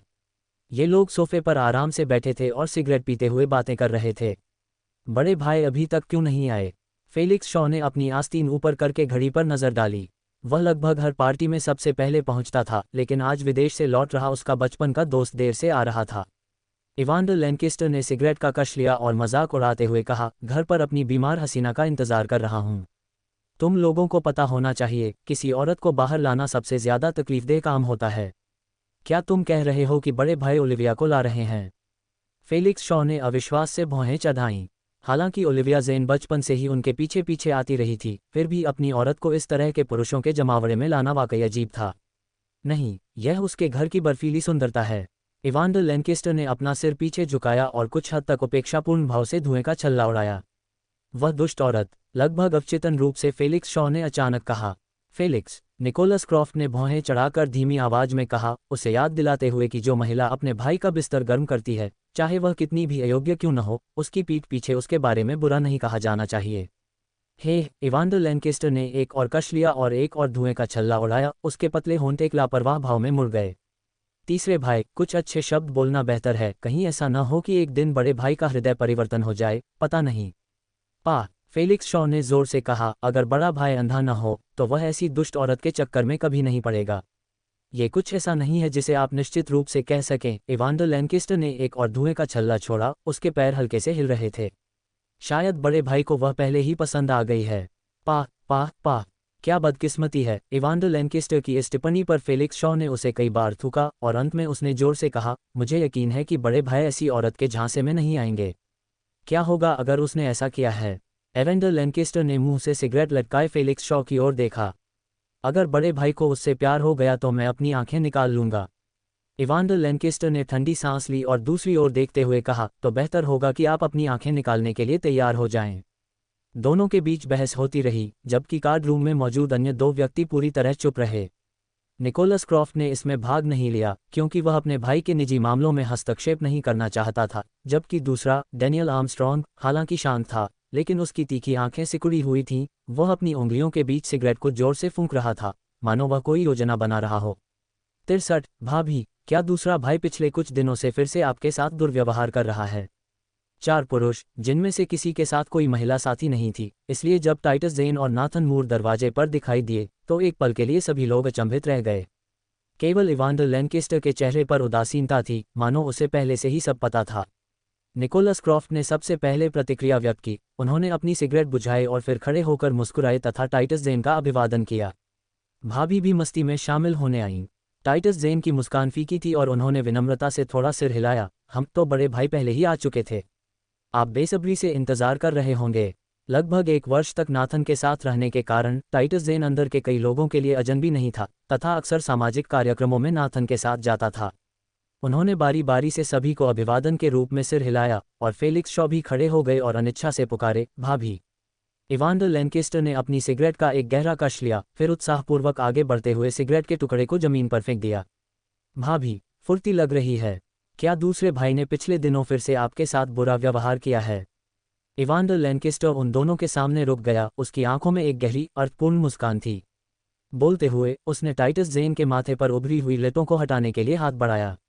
नाथन मूर थोड़ा आगे बढ़ा, टाइटस को अपने पीछे ढके हुए। उसकी गहरी आंखों में एक ठंडी सी चमक थी।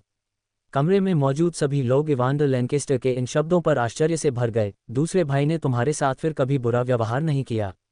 भाई, जो नाथन मूर के साथ पले बड़े थे, उसे अपने बीच सबसे सज्जन, कोमल और शालीन व्यक्ति के रूप में जानते थे।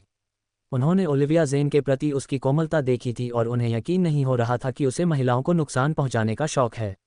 इवांडर का हाथ टाइटस जेन के माथे से छूट गया और उसने निश्चिंत होकर लापरवाही से कंधे उचका दिए और एक लापरवाह व्यवहार अपना लिया। खैर, मुझे अंदाजा ही नहीं था कि दूसरा भाई इतना अधिकार जताता है। अगली बार जब तुम भाभी को दुख पहुंचाओ तो मुझे फ़ोन मत करना। ध्यान रखना कि मैं उसकी स्थिति का फ़ायदा न उठाऊं। नाथन मूर का रंग रूप बिगड़ता देख निकोलस क्रॉफ्ट गंभीर स्वर में बोले, चौथे भाई, आप बहुत आगे बढ़ गए हैं।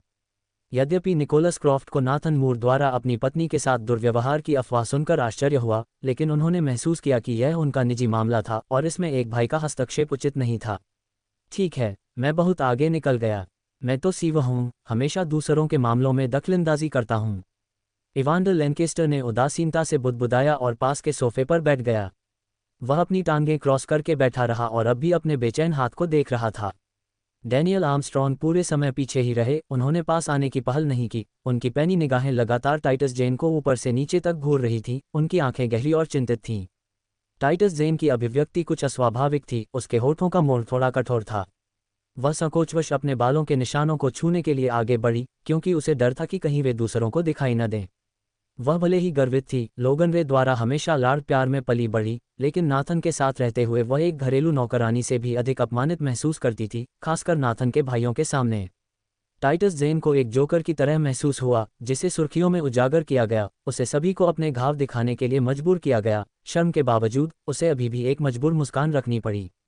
वह जानती थी कि इवांडर लैंकेस्टर का उसे अपमानित करने का कोई इरादा नहीं था, वह अधिक से अधिक उसकी दुर्दशा के प्रति सहानुभूति जता रहा था, लेकिन उसे इस तरह की मदद की जरूरत नहीं थी क्योंकि ऐसी मदद से उसे और अधिक अपमानित महसूस होता।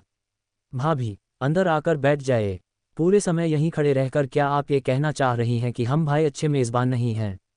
निकोलस क्रॉफ्ट ने असहज माहौल को थोड़ा शांत करने के लिए एक मजाक किया। टाइटस जेन ने अपने होंठ सिकुड़े, लेकिन उसी पल उसे अपनी कलाई पर किसी की कसी हुई पकड़ का एहसास हुआ। नाथन मूर ने इवांडर लैनकेस्टर को घूरते हुए उसे पकड़ लिया और सीधे डैनियल आर्मस्ट्रॉन्ग की ओर बढ़े। 64 कुछ सुंदरियों को ढूंढो और 1 दर्जन लाल शराब, विदेशी शराब और बियर लाओ। भाई, तुम कब वापस आए? नेथन मूर ने हाथ बढ़ाकर डैनियल आर्मस्ट्रॉन्ग को मजाकिया अंदाज में मुक्का मारा। उनके चेहरे पर खुशी के भाव थे। ये देखना मुश्किल नहीं था कि दोनों के बीच बहुत अच्छे रिश्ते थे, वरना मिलने पर वे एक दूसरे का इतने अनोखे अंदाज में अभिवादन नहीं करते। टाइटस जेन ने उसकी तरफ देखा और याद आया कि इस आदमी के चेहरे पर अक्सर उदासी छाई रहती थी।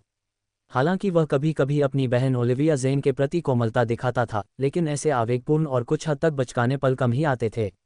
डैनियल आर्मस्ट्रॉन्ग ने अपने हाथ सूट पैंट की जेब में रखे हुए थे। उनका शरीर नाथन के घूंसे से थोड़ा पीछे की ओर झुक रहा था, जबकि उनके पतले होंठ एक सुंदर मुस्कान में बदल गए। मैं आज ही आया हूं और तुरंत आप लोगों से संपर्क किया। किसी कारण से टाइटस जेन को लगा कि डैनियल आर्मस्ट्रॉन्ग उसके प्रति उतने उत्साही नहीं थे जितने कि नाथन थे, शायद उनके स्वाभाविक रूप से उदासीन व्यक्तित्व के कारण, लेकिन टाइटस को संदेह था कि इसमें सिर्फ चरित्र से अधिक कुछ था। चलो अब ताश खेलना शुरू करते हैं। मुझे बूढ़े आदमी से छुट्टी मांगनी पड़ी और 2 घंटे तो बीत ही गए, फेलिक्स शॉ ने अधीरता से अपनी घड़ी पर नजर डालते हुए कहा। किसी ने सुझाव दिया, चलो हम बैठकर खेलते हुए बातचीत करते हैं और दोनों में से किसी भी चीज को छोड़े बिना एक दूसरे से मिलते हैं। बोलने के बाद वह पीछे मुड़ा और इवांडर लैनकेस्टर की ओर, जो अभी भी अपनी उंगलियों से खेल रहा था, भौहें चढ़ाकर देखा और डांटा। चौथे भाई, जल्दी करो, वेटर से कहो कि वह और शराब की बोतलें ले आए और कुछ महिलाओं को भी बुला ले। इवांडर लैनकेस्टर आलस से उठे और दरवाजे की ओर बढ़े। उसे खोला, बाहर चौकस वेटिंग स्टाफ सक्रिय रूप से वहां आ गया। कुछ सुंदर चीजें, रेड वाइन, स्पिरिट्स, बियर, सब कुछ 1 दर्जन ले आओ, उसने आदेश दिया। चूंकि सबसे बड़े भाई ने कहा है कि वह बिल का भुगतान कर देगा, इसलिए बेहतर होगा कि हम पूरी ताकत लगा दें। 5 व्यक्ति पोकर टेबल पर बैठ गए और फेलिक्स शॉ ताश के पत्तों को उठाने, उन्हें फेंकने और बांटने के लिए इंतजार नहीं कर सका, जबकि निकोलस क्रॉफ्ट ने सभी को सिगरेट बांटी, एक सिगरेट को मुंह में लटकाए हुए, ताश बांटते हुए और साथ ही धूम्रपान करते हुए। उसकी आंखों में धुएं के कुछ कण चुभ रहे थे। उसने अपनी एक आंख को बंद कर लिया और पूरी दुनिया को एक असली जुआ खेलने वाले भूत की तरह देखने लगा। टाइटस जेन पोकर टेबल के पीछे सोफे पर अकेले बैठे थे। उनका साधारण बैग उनके घुटनों पर रखा था। वे इस समय उब रहे थे और पट्टियों से खेल रहे थे।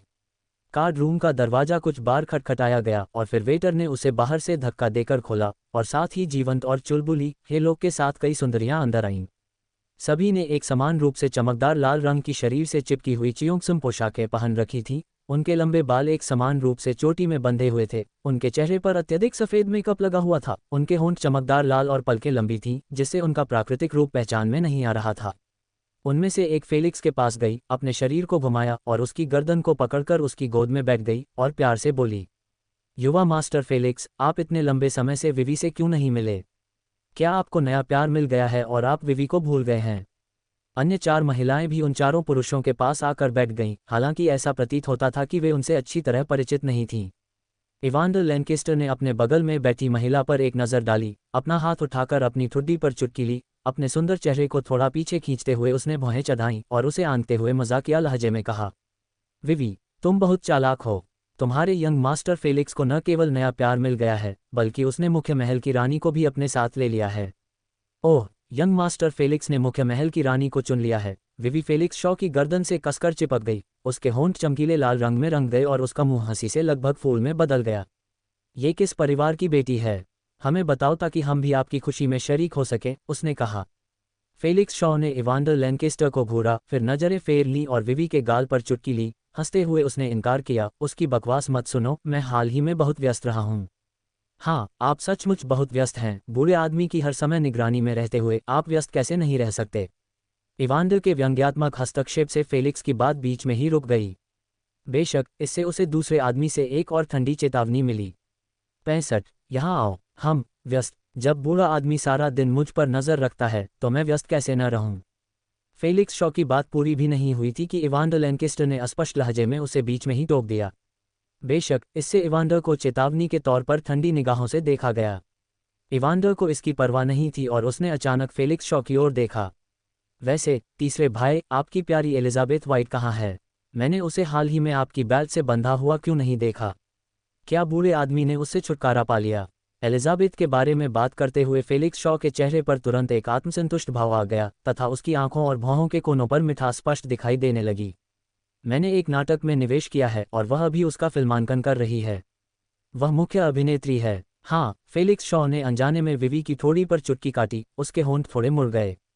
तीसरे भाई, एवांडर, यार। इवांडर लैंकेस्टर ने उसे अंगूठा दिखाया। एक शीर्ष निर्देशक को एक तीसरे दर्जे की छोटी अभिनेत्री को मुख्य भूमिका में लेने के लिए राजी करने में कितना पैसा लगा होगा? मुझे खुशी होगी। फेलिक्स शॉ ने एक भौं उठाई, फिर विवी के नितंबों पर थपथपाया। जाओ, इन सज्जनों के लिए थोड़ी रेड वाइन डालो। जरूर मिस्टर शॉ, जरा रुकिए। विवी साइड टेबल से रेड वाइन लेने के लिए उठी और पुरुषों के बगल में बैठी दूसरी महिलाएं भी उठ खड़ी हुईं। टाइटस जेन सोफे पर बैठे थे, अभी भी खाकी ट्रेंच कोट पहने हुए थे और महिलाओं की तुलना में पूरे सीजन अलग दिख रहे थे। अपने फोन में खोया हुआ वह अपनी ही दुनिया में खोया हुआ था। पोकर टेबल पर पुरुष कार्ड पकड़े हुए थे, खेल रहे थे और बातें कर रहे थे। महिलाएं, जिनमें से प्रत्येक के हाथ में लाल वाइन का एक गिलास था, पोकर टेबल पर लौट आईं और उत्सुकता से उसे पुरुषों के होठों तक पहुंचाने लगीं। फेलिक्स को एक घूंट पिलाने के बाद विवी ने भी गिलास से थोड़ा सा घूंट लिया और उसे उसके साथ साझा किया और फेलिक्स ने उसे इसकी अनुमति दे दी। निकोलस क्रॉफ्ट एक मनोरंजन कंपनी चलाते थे जिसके लेबल के अंतर्गत कई शीर्ष महिला कलाकार काम करती थीं। नाना, जो उनके साथ थीं, आत्मजागरूक होने के बावजूद विवी की तरह उनसे चिपकी नहीं रहीं, बल्कि मजाक करते हुए उन्हें वाइन का गिलास थमा दिया। डायरेक्टर क्रॉफ्ट, यदि आपके भविष्य के निवेश में अतिरिक्त चीज़ों की आवश्यकता हो तो हम बहनों को शामिल करना न भूलें, हमें भी स्क्रीन पर आने दें। जरूर। निकोलस क्रॉफ्ट ने वाइन का गिलास लिया, उसके होंठ हल्के से मुड़े हुए थे, वह पूरी तरह से एक सज्जन व्यक्ति की तरह दिख रहा था। इवांडर लैंकेस्टर ने उस महिला के हाथ से एक घूंट लिया और फिर खुद ही गिलास ले लिया। उसने कुछ नहीं कहा, लेकिन उसका इरादा साफ था, जाहिर है कि वह उसके साथ गिलास बांटना नहीं चाहता था। डैनियल आर्मस्ट्रॉन्ग में वो रौबदार आकर्षण था, उसका तराशा हुआ चेहरा उसे अगम्य बना रहा था। किकी ने उसके सामने एक वाइन ग्लास रखा और उसके बगल में आराम से बैठ गई और उन आदमियों को ताश खेलते हुए देखने लगी। बाहर से देखने पर नाथन मूर एक सौम्य, सुंदर और आसानी से मिलनसार व्यक्ति लगते थे, लेकिन जो लोग उन्हें थोड़ा बहुत जानते थे वे समझते थे कि इस व्यक्ति को सफाई का बहुत शौक था। क्लब में नई आई सेराफिना नाथन मूर के चरित्र से अनजान थी। अपने सामने एक सुंदर और धनी व्यक्ति को देखकर उसने उसे खुश करने के लिए अपनी सारी शक्ति लगा दी। उसने नाथन मूर के होठों से लाल शराब लगाए, उसका हाथ उसके कंधे पर था और वह मीठी आवाज में बोली, शुगर, पहले तुम पीना चाहोगे या मैं पीऊं? नाथन मूर ने अपने सामने खड़ी युवती पर नजर डाली। वह जवान थी, लेकिन उसका चेहरा मेकअप से सना हुआ था, मुस्कुराने पर उसकी मोटी परतें भी उतर रही थीं, उसके होंठ जरूरत से ज्यादा लाल थे और उसकी पलकें मक्खी के पैरों जैसी लग रही थीं। नाथन मूर ने घृणा से भौहें चढ़ाईं, अपना सिर घुमाया और देखा कि टाइटस जेन सोफे पर अपने फोन की दुनिया में डूबा हुआ है और ठंडे स्वर में आदेश दिया, यहाँ आओ। टाइटस जेन ने नाथन मूर की ओर देखा, शायद पिछले 1 साल से साथ रहने के कारण विकसित हुई समझ के कारण या फिर उसकी पसंद को अच्छी तरह से जानने के कारण। उसने अपना फोन बैग में रखा, एक और ग्लास रेड वाइन डाली और उसे लेकर नाथन मूर के दूसरी तरफ बैठ गया। 66, पूरी तरह से बुरा बनो। नाथन मूर ने टाइटस जेन की कलाई पकड़ी, उसके हाथ से रेड वाइन की कुछ चुस्की ली और फिर ताश खेलना जारी रखने के लिए उसे छोड़ दिया। उसके बगल में सेराफिना, जिसे नजरअंदाज किया गया था, दुखी हो गई। यद्यपि वह क्लब हाउस में लंबे समय से काम नहीं कर रही थी, लेकिन इससे पहले उसे किसी ग्राहक द्वारा इतनी उपेक्षा का सामना नहीं करना पड़ा था। तुरंत ही वह असंतुष्ट होकर गुनगुनाने लगी, एक पे गटक गई और अपना असंतोष प्रदर्शित किया। टाइटस जेन नाथन मूर के दाहिनी ओर बैठी थी और उबी हुई आंखों से थोड़ा विचलित मन से अपने वाइन ग्लास को घुमा रही थी और उसने यह नहीं देखा कि नाथन मूर ने फिर से उसका हाथ पकड़ लिया। उसे कोई प्रतिक्रिया न देते देख नाथन मूर ने उस पर नाराजगी भरी नजर डाली। इसे यहाँ दो। ओह। टाइटस जेन ने उसे रेड वाइन दी। नाथन मूर ने उसे एक कठोर नज़र से देखा, एक घूंट लिया और अचानक उसे पोकर टेबल पर रख दिया। सेराफिना अब और बर्दाश्त नहीं कर सकी, ये सोचकर कि वह कितनी युवा और आकर्षक है और फिर भी उसे नज़रअंदाज किया जा रहा है, जबकि यह बूढ़ी औरत न केवल पुराने ढंग के कपड़े पहने हुए है, बल्कि एक लकड़ी की तरह भी है। वह अभी भी इस आदमी की कृपा कैसे हो सकती है? तुरंत ही सेराफिना ने नेथन मूर के सामने टाइटस जेन को बिना किसी खेद के डांट दिया। अरे, इस बुढ़िया को क्या हो गया है? अगर तुम ऐसा ही करने वाली हो तो ढंग से करो। क्या तुम ज्यादा पेशेवर हो सकती हो? तुम वेश्या बनना चाहती हो, लेकिन साथ ही संत का किरदार भी निभा रही हो, और सिर्फ इसलिए कि तुम भड़काऊ कपड़े नहीं पहनती, तुम सांसारिक इच्छाओं से ऊपर हो, ये सोच रही हो। अगर तुम ऊंचे और ताकतवर बनना चाहती हो तो किसी क्लब हाउस में काम मत करो। इस खूबसूरत आदमी के प्रति उदासीन, तुम खुद को क्या समझती हो? सेराफिना के हृदय में क्रोध था, इसलिए उसके शब्द विनम्र नहीं थे। जैसे ही उसने अपना मुंह खोला, मशीन गन की तरह उसने टाइटस ज़ेन पर हमला बोल दिया, जिससे वह हक्का बक्का रह गया और नाथन मूर के पार सेराफिना को देखने लगा। उसकी आंखें भ्रम से भर गईं। दरअसल न केवल टाइटस ज़ेन स्तब्ध था, पोकर टेबल पर मौजूद हर कोई सेराफिना को देखने के लिए अपना सिर उठा रहा था, बल्कि ठीक होने के बाद 4 महिला सहकर्मियों के चेहरे पर खुशी का भाव दिखाई दे रहा था। जो लोग क्लब हाउस में लंबे समय से काम कर रहे थे, वे जानते थे कि जब भी नाथन मूर क्लब हाउस में आते थे तो या तो वे किसी महिला साथी को साथ लाते थे, या अकेले होने पर शायद ही कभी किसी का साथ चाहते थे, इसलिए वे उनके बगल में बैठना पसंद नहीं करते थे। अन्य 4 व्यक्ति उत्साह से भरे हुए थे। लगभग एक साथ उन्होंने अपने वाइन ग्लास उठाए, रेड वाइन का एक घूंट लिया और नाटक को देखने के लिए इंतजार करने लगे। सबकी निगाहें अपने ऊपर देखकर सेराफिना और भी अधिक अभिमानी हो गई और उसकी वाणी पर संयम नहीं रहा। क्या मैंने कुछ गलत कहा? मैं तुम्हारे बारे में बात कर रहा हूँ। घबराहट में सेराफिना ने अपना प्याला पोकर टेबल पर जोर से रख दिया, जिससे काफी शोर हुआ। टाइटस ज़ेन की आंखें इस आवाज से झपक गईं और वह अचानक उठ खड़ी हुई। रंग बिरंगी नेल पॉलिश से सनी उसकी उंगलियां नाथन मूर के सामने उसकी ओर करके जोर से डांट रही थी। तुम्हारी उम्र में अभी भी हम युवाओं के साथ जीविका के लिए प्रतिस्पर्धा करते हुए तुम खुद को आईने में भी नहीं देखते। चलो बूढ़े होने की बात भी नहीं करते, लेकिन लकड़ी की तरह कठोर केवल एक अंधा आदमी ही तुम्हें चुनेगा। सेराफिना को अपने शब्दों से न्याय मिला। उसे यह एहसास नहीं हुआ कि टाइटस ज़ेन को डांटने में उसने अनजाने में अपने साथ आए फाइनेंसर का भी अपमान कर दिया था। टाइटस ज़ेन सेराफिना की डांट से उलझन में था। निकोलस क्रॉफ्ट ने हंसने से बचने की कोशिश करते हुए रेड वाइन का एक घूंट लिया। डैनियल आर्मस्ट्रॉन्ग ने अपने लिए एक सिगरेट सुलगाई, अपनी दोनों बाहें क्रॉस करके धीरे धीरे धुआं छोड़ा, अपनी आंखें सिकोड़ते हुए नाथन मूर की प्रतिक्रिया जानने के लिए उत्सुक थे। इस बीच फेलिक्स शॉ और इवांडर लैंकेस्टर जोर जोर से हंसने लगे। यो भाई, ये छोटी जंगली बिल्ली कह रही है कि तुम अंधे हो। इवांडर लैंकेस्टर ने चिढ़ाते हुए दोनों हाथों को क्रॉस करके बगल से आग को हवा देते हुए कहा। नहीं, मैंने नहीं देखा। सेराफिना ने इवांडर लैंकेस्टर को एक भयंकर नज़र से देखा, फिर नीचे बैठने के बाद नाथन मूर की बाह के चारों ओर अपनी बाहें लपेट लीं और चापलूसी से मुस्कुराई। सुंदर आदमी, उपद्रवी की बात मत सुनो, वह बस चीज़ों को भड़का रहा है। क्या ऐसा है? नाथन मूर ने अपनी आंखें नीची कर लीं और धीरे से अपने हाथ की ओर देखा जिससे सेराफिना चिपकी हुई थी। हाँ, ये बुरा व्यक्ति बस परेशानी पैदा कर रहा है। सेराफिना ने जल्दी से सिर हिलाया। नाथन मूर ने इवांडर लैंकेस्टर की ओर मुड़कर कहा, आगे बढ़ो, अंत तक खलनायक बनो। 67, आप यहाँ नए हैं, यह नहीं जानते कि दूसरा भाई कभी एस्कॉर्ट्स के लिए कॉल नहीं करता है। इवांडर लैंकेस्टर भी खलनायक की भूमिका निभाकर खुश थे और दरवाजे की ओर बढ़ते हुए उन्होंने ताश के पत्तों को मेज पर जोर से पटक दिया। उसने दरवाजा खोला, बाहर प्रतीक्षा कर रहे परिचारक की ओर सिर झुकाया। जाओ, कुछ और महिलाओं को यहाँ बुला लाओ। शिष्टाचार का पालन करते हुए परिचारक ने उत्तर दिया और व्यवस्था को पुनः व्यवस्थित करने के लिए मुड़ गया। इवांडर लैंकेस्टर टहलते हुए वापस आया। उसके सहज व्यवहार में गुंडे जैसा आकर्षण था। वह नाथन मूर के पास रुक गया और बिना कुछ कहे अपना हाथ आगे बढ़ा दिया। जाओ और उसके लिए ले आओ, नेथन मूर ने टाइटस ज़ेन को निर्देश दिया, जो उठकर कोट रैक के पास गया और नेथन मूर के ट्रेंच कोट की जेब से एक बटुआ निकाला। नाथन मूर ने लापरवाही से बटुआ कार्ड टेबल पर फेंक दिया, सिगरेट का पैकेट निकाला और उसे अपने होठों के बीच रख लिया। सेराफिना ने जल्दी से लाइटर की ओर हाथ बढ़ाया, लेकिन नाथन मूर ने उसे ठंडी निगाह से देखा, जिससे उसके हाथ में लाइटर के साथ उसकी हरकत थम सी गई, जिसे उसने फिर से नीचे दबा दिया और फिर अपनी दोनों बाहें क्रॉस करके एक असंतुष्ट गुनगुनाहट के साथ उसे ऊपर उठा दिया। जिस क्षण टाइटस ज़ेन ने नेथन मूर की जेब में बटुआ डालने के लिए हाथ डाला, उसी क्षण सेराफिना को उनके रिश्ते की असामान्य प्रकृति का आभास हो गया था। फिर भी अपने अच्छे रूप पर भरोसा करते हुए और टाइटस ज़ेन से छोटी होने के कारण सेराफिना के अंदर बहुत नाराजगी थी, लेकिन वह बोलने की हिम्मत नहीं कर सकी और केवल कार्यों के माध्यम से ही अपनी निराशा व्यक्त कर सकी। लाइटर मखमल से ढकी कार्ड टेबल से टकराया और स्थिर होने से पहले एक बार फिर उछला। बिना एक शब्द कहे नाथन मूर ने लाइटर उठाया और सिगरेट जलाने के लिए अपनी नज़रें नीचे कर लीं। इवांडर लैंकेस्टर ने सेराफिना के अति आत्मविश्वासी व्यवहार पर ठंडी मुस्कान दी। नाथन मूर का बटुआ पकड़ा, नकदी का एक ढेर निकाला और उसे नाना के सामने फेंक दिया। ये लो, तुम लोग इसे बांट लो।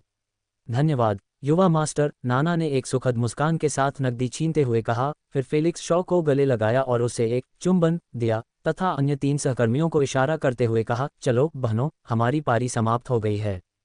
सज्जनों, अब हम जा रहे हैं, अगली बार हमें ढूंढना याद रखना। क्यू और नाना भी जाने के लिए उठ खड़ी हुईं। बिना अपने हिस्से के नकदी का ढेर देखकर सेराफिना ने तुरंत आपत्ति जताई। उसने इवांडर लैंकेस्टर की ओर देखा और रूखेपन से पूछा, मेरी टिप का क्या? मेरे पास कुछ भी क्यों नहीं है? इवांडर लैंकेस्टर ने ठंडे स्वर में कहा, क्या आप अब भी टिप चाहते हैं? मुझे क्यों नहीं करना चाहिए? सेराफिना ने क्रोधित होकर जवाब दिया और वह इवांडर लैंकेस्टर के साथ बहस करने के लिए तैयार हो गई।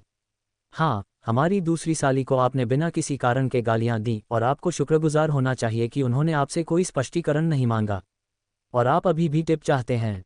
क्या आप यहाँ नए हैं? क्या आपको नहीं पता कि हमारा दूसरा भाई कभी भी अपने साथ किसी एस्कॉर्ट को नहीं बुलाता? सेराफिना को अभी अभी टाइटस ज़ेन की पहचान के बारे में पता चला था। जब वह अंदर आई थी तो उसने उसे पीड़ित की तरह सोफे पर बैठे देखा था और सोचा था कि वह उस आदमी की पसंद से बाहर की महिला है। इसीलिए उसने उसे गंभीरता से नहीं लिया। अब जबकि उसे पता चल गया था कि वह गलत थी, वह उग्र युवती इसे स्वीकार करने को तैयार नहीं थी, विशेष रूप से अपने साथियों के सामने। अन्य महिलाएं नकदी छीनने के बावजूद वहां से नहीं जा रही थीं, बल्कि दीवार के सहारे खड़ी होकर तमाशा देख रही थीं, इसलिए वह उनकी इच्छा पूरी नहीं कर पा रही थी। दृढ़ निश्चय के साथ सेराफिना वापस बैठ गई और गुस्से से बोली, मुझे परवाह नहीं है। मैं बिना टिप लिए नहीं जाऊंगी। अपनी युवावस्था पर भरोसा करते हुए और क्लब में अपना दमखम दिखाने की आदी होने के कारण वह आज लोगों को अपने ऊपर हंसने नहीं दे सकती थी। दरवाजे पर नाथन पहले से ही 5 अन्य महिलाओं को अंदर ले आया था। कुछ महिलाओं को दीवार के सहारे झुककर हंगामा देखते हुए नाथन ने अपना विनम्र व्यक्तित्व त्याग दिया और सख्ती से कहा, अब बाहर निकल जाओ, या फिर शिकायत का इंतजार करना चाहती हो? उच्च स्तरीय क्लबों में, जहां प्रबंधन सख्त होता है, ग्राहक की ओर से कोई भी शिकायत, चाहे वह परिचारक के विरुद्ध हो या कंपनी के विरुद्ध, का अर्थ होता था बिना किसी बातचीत के तत्काल बर्खास्तगी। जब मेहमान नए साथी की मांग करते हैं तो ये पहले से मौजूद लोगों के प्रति असंतोष दर्शाता है। अब जबकि नए लोग आ गए हैं और पहले वाले अभी तक गए नहीं हैं, अगर मेहमान नाराज होकर शिकायत करते हैं तो अटेंडेंट समेत एस्कॉर्ट्स सभी की नौकरी चली जाएगी। 68 सिर्फ बात करने से आप कैसे जान जाएंगे? अल्पविराम। अन्य लोग पहले ही जा चुके थे, लेकिन सेराफिना अभी भी नाथन मूर के पास चिपकी हुई थी, जाने को तैयार नहीं थी, तथा दृढ़ निश्चय के साथ उसकी बाहों में लिपटी हुई थी। नाथन मूर बहुत पहले ही अपना धैर्य खो चुके थे। उन्होंने अपना सिर घुमाकर उस आदमी को देखा जो कई महिलाओं के साथ अंदर आ रहा था। उनका सुंदर चेहरा ठंडे भाव से ढका हुआ था। क्या अब तुम काम नहीं करना चाहते? अपने मैनेजर को बुलाओ। उस आदमी ने अपनी आंखों से अपने पीछे खड़ी महिलाओं को संकेत दिया। महिलाएं समझ गईं और जल्दी से बड़े लोगों को शांत करने के लिए चली गईं, जबकि वह जल्दी से आगे बढ़ा, सिर हिलाते हुए और क्षमा याचना करते हुए सेराफिना को खींचने की कोशिश कर रहा था, जो जिद्दी होकर बैठी थी। मुझे माफ़ करना, डायरेक्टर मूर वो नहीं है और उन्हें समझ नहीं आता कि चीज़ें कैसे काम करती हैं। कृपया उनके स्तर तक मत गिरिए। बातचीत करते समय एक वेटर ने सेराफिना को देखा, दांत पीसते हुए, और सख्ती से फुसफुसाया, क्या तुम जल्दी से नहीं जा रही हो, या तुम अब यहाँ काम नहीं करना चाहती हो? इसके बाद सेराफिना अनिच्छा से वहाँ से चली गई।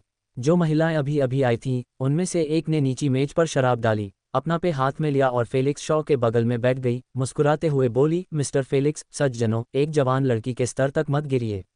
ये निराशाजनक है। लीजिए, हम बहनें आपके साथ पीती हैं, इसे उसकी ओर से माफ़ी समझिए।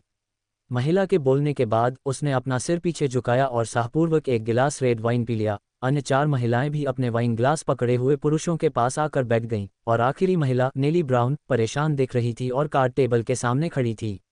नाथन मूर महिलाओं को नहीं उठाते हैं, और जो लोग क्लब में लंबे समय से काम कर रहे हैं वे ये जानते हैं। इसके अलावा उनके बगल में पहले से ही एक महिला बैठी रहती है।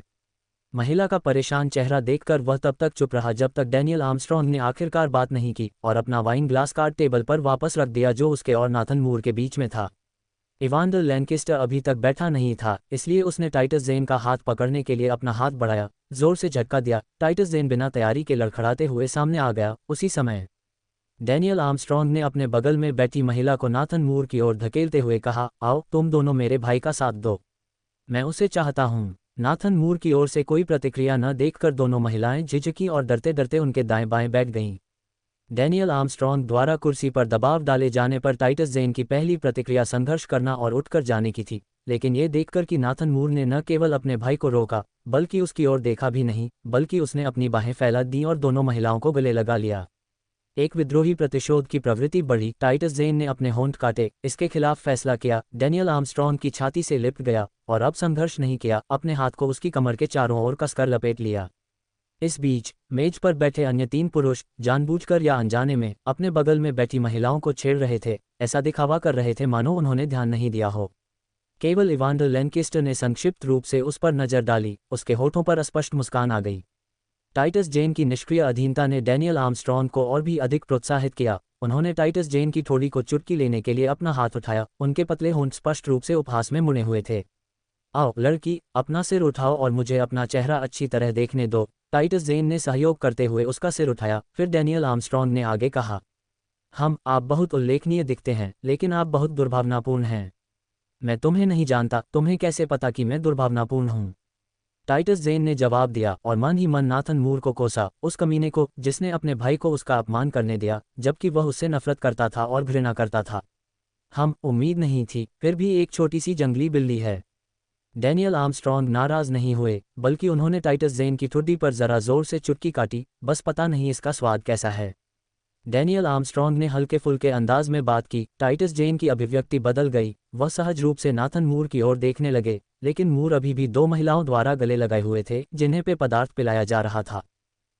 सिर्फ बात करने से तुम्हें पता नहीं चलेगा। अध्याय 69। इस महिला को वास्तव में उसकी जगह पर रखा जाना चाहिए। ये तो बहुत मजाक है ना? अब और इंतजार नहीं किया जा सकता। डैनियल आर्मस्ट्रॉन्ग ने ठंडे स्वर में व्यंग्य किया और टाइटस जेन की ठुड्डी पर चुटकी लेते हुए उसे अपने पास खींच लिया। टाइटस को कुछ प्रतिक्रिया देने का समय ही मिला था कि उसके होठों में तेज दर्द हुआ। जल्द ही मैं तुम्हें इसका अनुभव कराऊंगा और देखूंगा कि क्या मैं सिर्फ बातें ही कर रहा हूं। डैनियल आर्मस्ट्रॉन्ग ने टाइटस जेन की ठोड़ी पकड़ ली। उनकी आवाज़ अस्पष्टता से भरी हुई थी। डैनियल की उथली टिप्पणियों के कारण टाइटस के चेहरे का रंग अचानक बदल गया। उसकी बादाम जैसी आंखें सदमे से चौड़ी हो गईं, उसके नथुने गुस्से से फड़कने लगे और वह सहज ही सहारे के लिए नाथन मूर की ओर मुड़ी। हालांकि वह उदासीन लग रहा था, लापरवाही से पोकर के पत्ते फेंक रहा था, मानो डैनियल द्वारा टाइटस के अपमान का उससे कोई लेना देना ही न हो। तीतुस के अंदर क्रोध तीव्र हो गया, न केवल दानिएल के व्यवहार के कारण बल्कि नातान की उदासीनता के कारण और भी अधिक। उसकी पत्नी को उसका अपना भाई ही अपमानित कर रहा था और वह विचलित रहा। शीघ्र ही उसका क्रोध निराशा में बदल गया। उसे उपेक्षित किए जाने का एहसास हुआ तथा दूसरों द्वारा कुचले जाने का दुख हुआ। उसके हृदय के सबसे गहरे भाग में किसी चीज के टूटने की आवाज आ रही थी, इतनी धीमी कि केवल वही उसे सुन सकती थी। अपनी नजरें हटाते हुए टाइटस ने सीधे डैनियल की आंखों में देखा। उसके मुंह के कोने पर दुखद उपहास का भाव उभर आया। महिलाएं स्वभाव से ही एक खास उत्तेजक भाव रखती हैं। सवाल यह है कि क्या आप, महोदय, सचमुच इसे सामने ला सकते हैं? टाइटस ने उत्तेजक लहजे में कहा, अपनी तर्जनी उंगली से डैनियल की छाती पर प्रहार किया। एक ताना मारने वाली चुनौती पहले से ही स्पष्ट थी। डैनियल ने अपनी भौहें उठाईं, उसके होंठ द्वेष से मुड़े हुए थे। ऐसी घटिया औरत, सचमुच उसे उसकी जगह पर रखा जाना चाहिए। टाइटस की थोड़ी पर पकड़ मजबूत हो गई, उसके पतले होठों से निकलने वाले शब्द भी उतने ही कड़े हो गए। देखो मैं तुम्हारे साथ कुछ देर में कैसे पेश आता हूँ। ठीक है, लाओ, टाइटस ने बिना कोई कमजोरी दिखाए जवाब दिया। टाइटस की थोड़ी पर से पकड़ ढीली पड़ते ही डैनियल का हाथ अचानक पोकर टेबल पर जा लगा और उसने टाइटस को खड़ा होने के लिए झटक दिया। ऐसी ही आवाज़ रखना, घटिया औरत, और बाद में दया की भीख मत मांगना। देखना मैं तुम्हें यूं ही खत्म नहीं कर दूंगा। डैनियल टाइटस को घसीटते हुए कार्ड रूम के दरवाजे की ओर ले गया। पहले तो भाइयों ने सोचा कि वह बस ओलिविया पर गुस्सा निकालना चाहता है, लेकिन अब साफ हो गया था कि वह गंभीर था। इवांडर लैंकेस्टर ने बीच बचाव के लिए खड़े होने की कोशिश की, लेकिन निकोलस क्रॉफ्ट ने उसे कंधे से पकड़ लिया। जब इवांडर ने उसकी तरफ देखा तो निकोलस ने अनजाने में अपना सिर हिलाया और नाथन की तरफ देखा। नाथन अभी भी लापरवाही से कार्डों को फेंक रहा था, लेकिन अब उसके सुंदर चेहरे पर काटने के निशान थे और उसके पतले हाथों पर नसें दिखाई दे रही थीं। इवांडर ने मन ही मन उपहास किया, अब और दखल नहीं दिया। फिर भी दानिएल के व्यवहार और शब्दों से उसे घृणा हो रही थी। आखिरकार तीतुस उसके दूसरे भाई की स्त्री थी, और भले ही उससे घृणा और नफरत की जाती हो, एक भाई होने के नाते उसे दूसरे भाई की स्त्री के प्रति कोई इरादा नहीं रखना चाहिए। फेलिक्स शॉ ने बस सिगरेट जलाए, ठुड्डी ऊपर उठाए और पैर हिलाते हुए नाटक को घटित होते देखा। टाइटस ऊंची एड़ी के जूते पहने हुए बिना किसी सहानुभूति के डैनियल द्वारा घसीटा जा रहा था। उसके कदम अस्त व्यस्त थे, लेकिन उसने फिर भी ठंडे और विद्रोही ढंग से जवाब दिया, तुम्हें कैसे पता कि अंत में तुम ही नहीं मरोगे? हो सकता है कि तुम ही मेरे ऊपर थक कर मरो। बहुत अच्छा, हम जल्द ही देखेंगे कि कौन किसके नीचे मरता है। जैसे ही डैनियल ने टाइटस को साथ लेकर दरवाज़ा खोला, अचानक तेज हवा का झोंका आया और डैनियल को अपनी कमीज के कॉलर पर एक मजबूत पकड़ महसूस हुई, जिसके बाद उसकी बाईं आंख काली पड़ गई और दर्द का दौरा पड़ गया। उसी समय टाइटस को अपनी बाह में दर्द महसूस हुआ और उसका पूरा शरीर एक मजबूत मानव दीवार में गिर गया। एक हाथ से अपनी क्षतिग्रस्त आंख के गड्ढे को रगड़ते हुए डैनियल अविचलित रहा। नाथन मूर का बड़ा हाथ टाइटस की कमर को कसकर पकड़े हुए था, उसकी अधिकार प्राप्ति की चाहत साफ दिखाई दे रही थी। डैनियल के सामने खड़े होकर उसका सुंदर चेहरा गहरे गहरेपन से भर गया था और उसकी उदास आंखों में उसका अब छिपा हुआ आक्रोश झलक रहा था। अध्याय 70 वह कैसी पत्नी है। ज्यादा से ज्यादा वह नाथन के लिए बस बिस्तर गर्म करने का एक जरिया है। समान कद के दो व्यक्ति एक दूसरे के सामने खड़े थे, एक के चेहरे पर उदासीनता थी और दूसरे के सुंदर चेहरे पर उदासी छाई हुई थी। डैनियल आर्मस्ट्रॉन्ग ने लापरवाही से नाथन मूर की ओर देखा और अपनी सूजी हुई पलकों को रगड़ने लगे। नाथन उसे घूर रहा था, उसकी काली आंखें भयंकर रूप से चुभ रही थीं, उसके माथे पर नसें दिखाई दे रही थीं, उसकी मुट्ठी उसके बगल में कस गई थी और फिर अचानक झूल गई। बिना किसी हिचकिचाहट के डैनियल की नाक पर मुक्का मारा। फिर उस पर भयंकर रूप से घूरते हुए, लंबे पैरों से चलते हुए, टाइटस जेन को लपेटते हुए कार्ड रूम से बाहर निकलने की ओर बढ़ गए। डैनियल स्थिर खड़ा रहा, उसने अपने हाथ से अपनी मुक्का लगी नाक को ढक लिया। केवल दरवाजा बंद होने की बहरा कर देने वाली आवाज के बाद इत्मीनान से कार्ड टेबल पर वापस गया, अपने अंगूठे से जोर से पोंछा, फिर अपने सामने लाल शराब उठाई, पीने का इरादा रखते हुए आधी पी ली। अचानक उसे जोर से घुमाया और लाल तरल कांच के टुकड़ों के साथ हर जगह फैल गया। लानत है, डैनियल ने दांत पीसते हुए धीरे से कहा। कार्ड टेबल पर बैठी कई महिलाएं सहज ही से हर उठीं। निकोलस क्रॉफ्ट ने शान से खड़े होकर लटकते कोट से अपना बटुआ निकाला, कार्ड टेबल पर वापस आया और नकदी का एक ढेर निकाला और उसे मेज पर फेंक दिया। इरादा स्पष्ट था। महिलाओं को बात समझ में आ गई, उन्होंने नकदी छीन ली और जाने के लिए उठ खड़ी हुईं। एक महिला के लिए भाइयों का एक दूसरे के खिलाफ हो जाना, यह अंडरवर्ल्ड का सदाबहार नाटकीय कथानक है। भाई, ये तो कुछ ज्यादा ही हो गया। निकोलस ने डैनियल के कंधे पर थपथपाया, उसकी आवाज धीमी थी। क्या ज्यादा है? डैनियल ने चुनौती भरे स्वर में कहा, उसकी नाक से बहता खून कुछ भयावह लग रहा था। बस दूसरे मर्दों द्वारा पहना गया एक घिसा हुआ जूता, एक नीच औरत जिसका दिल बहुत बुरा है, मैं इसे बर्दाश्त नहीं कर सकता। ओलिविया को व्हीलचेयर पर क्यों बैठना पड़ता है? उसे नाथन को इस नीच औरत के साथ क्यों साझा करना पड़ता है? क्यों? डैनियल के संदेहपूर्ण शब्दों को इवांडर लैंकेस्टर के ठंडे व्यंग्य ने काट दिया। दोस्त, ये कहावत मत भूलना, दोस्त की पत्नी पर लालच मत करो। वह कैसी पत्नी है? अधिक से अधिक नाथन का बिस्तर गर्म करने का साधन है। हाँ, तुम्हें पता है कि वह दूसरे भाई के लिए बिस्तर गर्म करने का साधन है। इवांडर ने फिर से ठंडे स्वर में उपहास किया। मत भूलो, दूसरा भाई बहुत नखरेबाज है, कोई भी औरत उसका बिस्तर गर्म नहीं कर सकती। तुम सबको क्या हो गया है? डैनियल ने कार्ड टेबल पर अपनी हथेली पटकी, भौहें सिकुड़ी और दरवाजे की ओर इशारा किया। तुम सब उस नीच औरत के पक्ष में क्यों बोल रहे हो? मत भूलो, यह ओलिविया ही थी जो बचपन से ही हमारे पीछे पड़ी थी और हमें भाई कहती थी, और अब भी ओलिविया ही व्हीलचेयर पर बैठी है और चलने में असमर्थ है। आप तो यही सोच रहे हैं, एवेंडर ने फिर से उपेक्षापूर्ण ढंग से धुआं छोड़ते हुए कहा। अपने विचार हम पर थोपने की कोशिश मत करो। उस समय ओलिविया के लिए तुम्हारी जो भावनाएं थीं, वे हम सभी के लिए स्पष्ट थीं, और यदि तुम अब भी उससे उबर नहीं पा रहे हो, तो तुम ओलिविया को उससे दूर ले जाने के लिए स्वतंत्र हो, ताकि उसे यह कष्ट न सहना पड़े। वह अब नाथन की पत्नी है, किसी मित्र की पत्नी की लालसा मत करो। धिक्कार है। तो आप ये भी जानते हैं। और यहाँ मुझे लगा कि आप पक्षी राष्ट्र में कुछ साल बिताने के बाद हमारे पूर्वजों द्वारा छोड़े गए सभी पारंपरिक गुणों को भूल गए हैं। इवांडर ने बिना किसी खेद के उसका उपहास किया, अपने शब्दों को कम नहीं किया। चाहे आप भूले हो या नहीं, ओलिविया तो बस बिस्तर गर्म करने वाली है। उसे मिसेज मूर का खिताब पहनकर क्यों घूमना चाहिए? डैनियल ने अपनी शिकायतें जारी रखीं। हाँ, मानो तुम इतना कुछ समझती हो। एवेंडर ने तीखी प्रतिक्रिया व्यक्त की, मानो ओलिविया की ओर से बोल रहा हो। फेलिक्स शॉ ने शांतिपूर्वक अपना वाइन ग्लास घुमाया, जाहिर है कि उनका इसमें शामिल होने का कोई इरादा नहीं था। समूह के वरिष्ठ सदस्य निकोलस क्रॉफ्ट भी ज्यादा कुछ कहने की स्थिति में नहीं थे। दस्तक दस्तक, दरवाजे से खटखटाने की आवाज आई, उसके बाद एक सिर अंदर आया, जिससे एक भारी मेकअप किया हुआ युवा चेहरा दिखाई दिया। अध्याय 71। इस आदमी की नाक से बहुत खून बह रहा था। क्या उसे मासिक धर्म आ गया था? सोफी फोस्टर ने हैंडल पकड़ लिया, अपना शरीर आधा अंदर डाला और एक शरारती मुस्कान के साथ पुकारा, अंकल निकोलस। निकोलस क्रॉफ्ट ने अपना सिर घुमाया, तभी सोफी भी अंदर आ गई। उसने काले रंग का चुस्त चमड़े का परिधान पहना हुआ था, जिसमें कीले जड़े हुए थे, और उसके कंधे पर लटका हुआ काला चमड़े का बैग भी कीलों से मेल खाता हुआ था। हरे रंग में रंगे उसके लंबे बाल अनगिनत सेंटीपीड चोटियों में बंधे हुए थे, जो उसकी छाती के सामने और कंधों पर लटक रहे थे और गैर मुख्यधारा की चीखें लगा रहे थे। नमस्ते सभी हंकी अंकल्स को शुभ संध्या। सोफी ने चेहरे पर एक चंचल मुस्कान के साथ इवांडर लैंकेस्टर और फेलिक्स शॉ का अभिवादन किया। काम से छुट्टी? इवांडर ने भौहें उठाकर पूछा। हाँ, आज मेरा स्लॉट जल्दी था। सोफी एक नाइट क्लब में रेजिडेंट गायिका थी, जहां काम करने का कोई निश्चित समय नहीं था।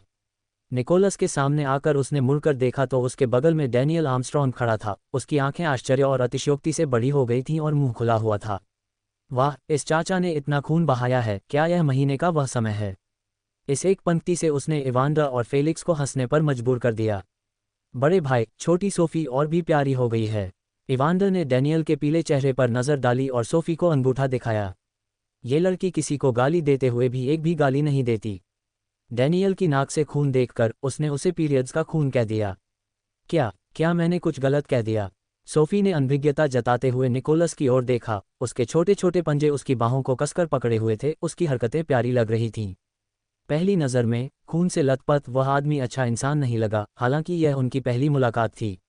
लेकिन उसने देखा था कि अंकल निकोलस एक परी जैसी दिखने वाली महिला को जबरदस्ती लिफ्ट में घसीट रहे थे, ठीक उसके बाहर निकलते ही।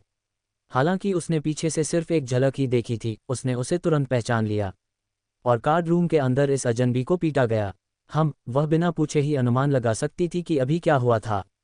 तुम क्या सोचती हो, छोटी बदमाश? निकोलस ने सोफी की ठुड्डी पर चुटकी काटी, सख्त दिखने की कोशिश की, लेकिन उसकी आंखों और भौहों ने उसकी उदारता को उजागर कर दिया। उसने न तो उसे सुधारने की जहमत उठाई, न ही डैनियल से उसका परिचय कराया।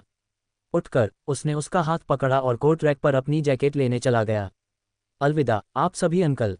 मवाह। निकोलस द्वारा बाहर ले जाए जाने पर सोफी इवांडा और फेलिक्स की ओर हाथ हिलाना नहीं भूली, फिर उसने बार बार अपने होंठ सिकोड़कर चुंबन उड़ाए। सोफी के शोरगुल और बचकाने व्यवहार के इवांडा और अन्य लोग लंबे समय से आदी हो चुके थे, और दोनों बड़े लोगों ने भी मवाह का जवाब देते हुए अपने होंठ सिकोड़ लिए। शुरुआत में निकोलस ने उसे अपने भाइयों को इस तरह अलविदा कहने की अनुमति नहीं दी, क्योंकि उसकी पत्नी को अन्य पुरुषों को यूं ही चुंबन नहीं देना चाहिए। लेकिन समय के साथ सोफी ने ऐसा इतनी बार किया कि अंततः यह एक सामान्य बात बन गई। वैसे भी वह एक ऐसी बच्ची थी जो कभी बड़ी नहीं हुई, शरीर से तो परिपक्व थी, लेकिन उसकी बुद्धि और व्यवहार अभी पूरी तरह विकसित नहीं हुआ था। वे कार्ड रूम से बाहर भी नहीं निकले थे कि सोफी के बैग में रखा फोन बजने लगा। सोफी रुकी, बोली, जरा रुको, और रंग बिरंगी नेल पॉलिश से रंगा उसका हाथ बैग में हाथ डालने लगा। उसने अपना फ़ोन निकाला जिसमें छोटे छोटे हीरे जड़े थे और उसे कान पर लगाया। हेलो जिजी, समझ गई, मैं आ रही हूँ। फ़ोन रखने के बाद सोफी ने निकोलस की आस्तीन पकड़ ली, अपना सिर ऊपर उठाया और उसकी ओर छेड़खानी भरे अंदाज में मुंह बनाया। चाचा निकोलस, क्लब में उपस्थित लोगों में से एक ने मुझे एक गीत के लिए चुना। एक प्रदर्शन के लिए कितना? निकोलस ने मुस्कुराते हुए सोफी की ओर देखा। खैर, यह अलग अलग हो सकता है। सोफी की तर्जनी उंगली उसकी चोटियों के चारों ओर घूमती रही, जैसे ही उसने अपनी आंखों में चालाकी भरी चमक के साथ वाक्य को खींचा। कुछ 100, कुछ 1000 हो सकते हैं, और यदि मैं अपने गायन से मेहमानों को चकित कर दूं, तो कौन जाने वे अपनी खुशी में मुझे 10,000 से अधिक की टिप भी दे दें। 72, आज रात मिस यहाँ अंदर से बाहर तक अंकल चूशू के निपटान में है। मैं तुम्हें 1,00,000 दूंगा। तुम? निकोलस क्रॉफ्ट ने सोफी फोस्टर की नाक पर चुटकी ली, दांत पीसते हुए। मैंने तुम्हें पूरी रात के लिए बुक किया है। वह उसकी छोटी छोटी योजनाओं को कैसे नहीं समझ सकता था। ये कैसे सही हो सकता है? अपनी चालाक योजना में सफल होने के बाद भी सोफी फोस्टर ने निर्दोष होने का नाटक किया। सारी रात गाओगे? मेरा गला खराब हो जाएगा। गाने की कोई ज़रूरत नहीं है। तो फिर क्या? सोफी फोस्टर ने भौहें सिकोड़ते हुए उलझन का नाटक किया। बिस्तर गर्म करो, निकोलस क्रॉफ्ट ने बेशर्मी से घोषणा की। उसके शब्द उसके सज्जन व्यक्तित्व के बिल्कुल विपरीत थे, और उसे कमरे में मौजूद अन्य भाइयों की कोई परवाह नहीं थी। ठीक है, सोफी फोस्टर ने अपनी ठोड़ी को सहलाया, विचार करने का नाटक करते हुए। यह विचार करने लायक हो सकता है। इसके बारे में सोचने की कोई ज़रूरत नहीं है, चलो चलें। निकोलस क्रॉफ्ट ने अपना हाथ उसके कंधे पर रख दिया। जाने के लिए तैयार? 1 मिनट रुको। सोफी फोस्टर ने रुकते हुए निकोलस क्रॉफ्ट के सामने अपनी हथेली फैला दी। उसे दे दो। क्या पैसे हैं ना? क्या वो 1,00,000 नहीं थे? सोफी फोस्टर ने पूरी गंभीरता से पूछा। निकोलस क्रॉफ्ट असहाय था। मेरे पास कोई नकदी नहीं है। आज के समय में कौन क्लब में 1,00,000 रुपये नकद लेकर जाएगा? जांच ही काफ़ी होगी। सोफी फोस्टर ने जिद की और खरगोश को देखे बिना जाने का निश्चय नहीं किया। ठीक है, ये रहा आपका चेक। निकोलस क्रॉफ्ट ने अपने कोट की जेब से चेकबुक और पेन निकाला, हथेली से हस्ताक्षर किए, एक चेक फाड़ा और सोफी फोस्टर के कॉलम में ठूंस दिया। ये लो, छोटे पैसे वाले। सोफी फोस्टर ने अपने सामने रखे चेक को देखा। आंकड़े की पुष्टि करने के बाद वह खुशी से मुस्कुराई और बोली, ठीक है, आज रात ये लड़की पूरी तरह से आपकी है, अंदर और बाहर से, मिस्टर क्रॉफ्ट। बहुत बढ़िया, आज रात मैं तुम्हें अंदर और बाहर से अच्छी तरह से तलाशूंगा। वे दोनों बातें करते हुए दरवाजे की ओर बढ़े, मानो वे किसी खेल अभ्यास में हों। कार्ड रूम में डैनियल आर्मस्ट्रॉन्ग के अलावा बाकी तीनों अवाक रह गए।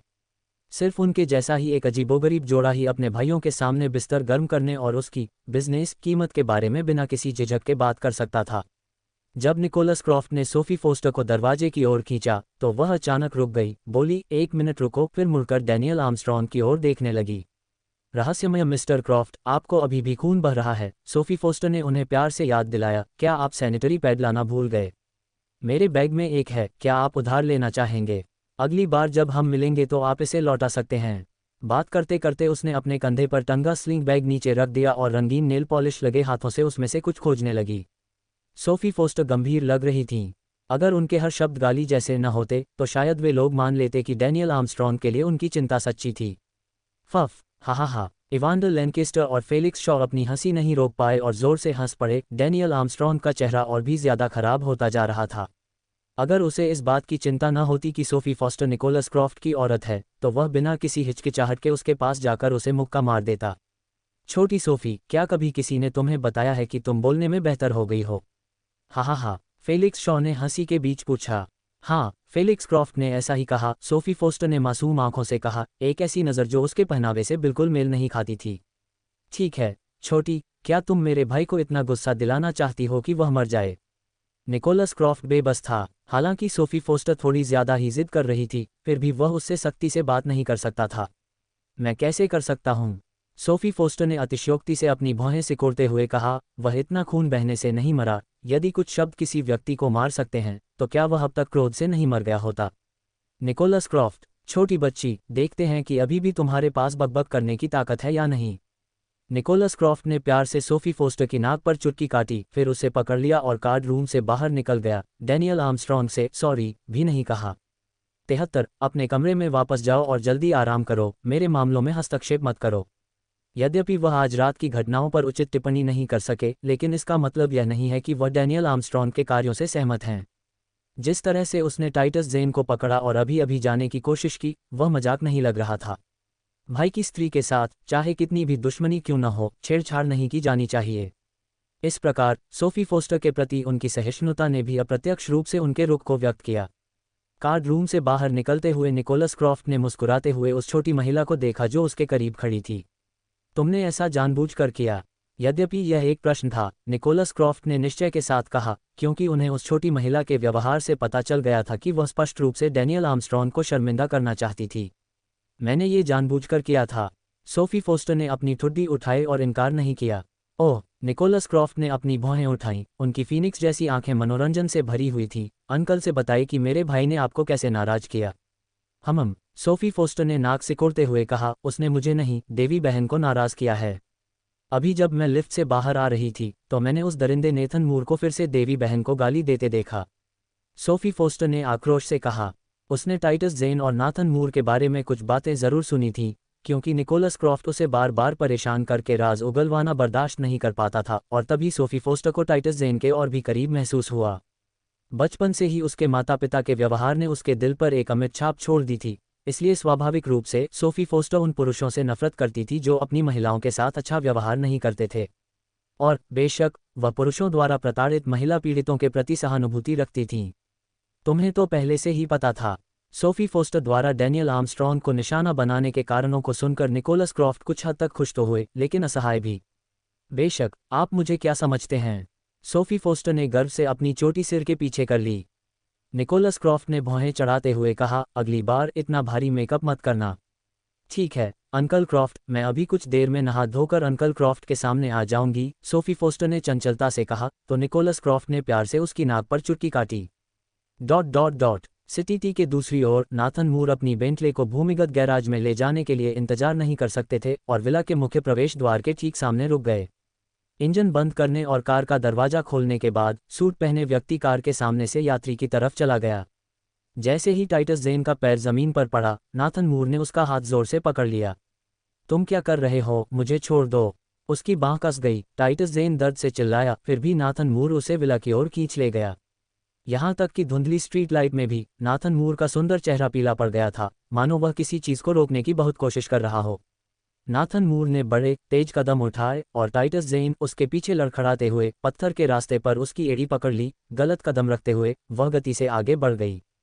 सौभाग्यवश वह नाथन मूर की पीठ से टकरा गई, जिससे वह गिरने से बच गई।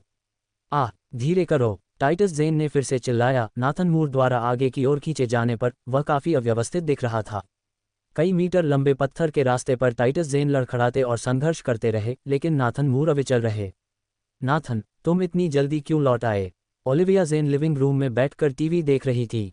नाथन मूर को जल्दी घर आते देख वह खुश हो गई और उसकी तरफ बढ़ने ही वाली थी कि तभी नाथन मूर का चेहरा बर्फ की तरह ठंडा और अपनी बहन टाइटस ज़ेन को उसके हाथों में कसकर पकड़े हुए देखकर ओलिविया ज़ेन के मुस्कुराते हुए होंठ कठोर हो गए और व्हीलचेयर पर उसके हाथ रुक गए। अपनी आवाज़ को नर्म करते हुए उसने संकोच से पूछा, नाथन, क्या हुआ? नाथन मूर ने बिना कोई उत्तर दिए उसकी ओर देखा, प्रवेश द्वार पर रुक गए और अपने जूते बदले बिना ही उन्होंने टाइटस ज़ेन को सीढ़ियों की ओर खींच लिया। नाथन, ओलिविया ज़ेन अपनी व्हीलचेयर पर पीछे पीछे आए। उसे याद आया कि यह पहली बार था जब नाथन मूर ने उसे अनदेखा किया था। अपने कमरे में वापस जाओ और जल्दी आराम करो, मेरे काम में दखल मत दो। 74। नाथन मूर ने कहा, टाइटस ज़ेन, तुम सचमुच नीच हो। ओलिविया ज़ेन की व्हीलचेयर पर गति एक बार फिर रुक गई, उसकी भौहें गहरी से कुड़ गईं, उसके गुड़िया जैसे चेहरे पर चोट साफ दिखाई दे रही थी, उसकी गहरी आंखों में पानी जैसी चमक आ गई थी जब उसने दुखी भाव से नाथन मूर को देखा और धीरे से बुदबुदाया, नाथन। नाथन मूर ने उसकी ओर उदासीनता से देखा, उसकी ठंडी निगाह में ठंडक के अलावा कोई भावना नहीं थी।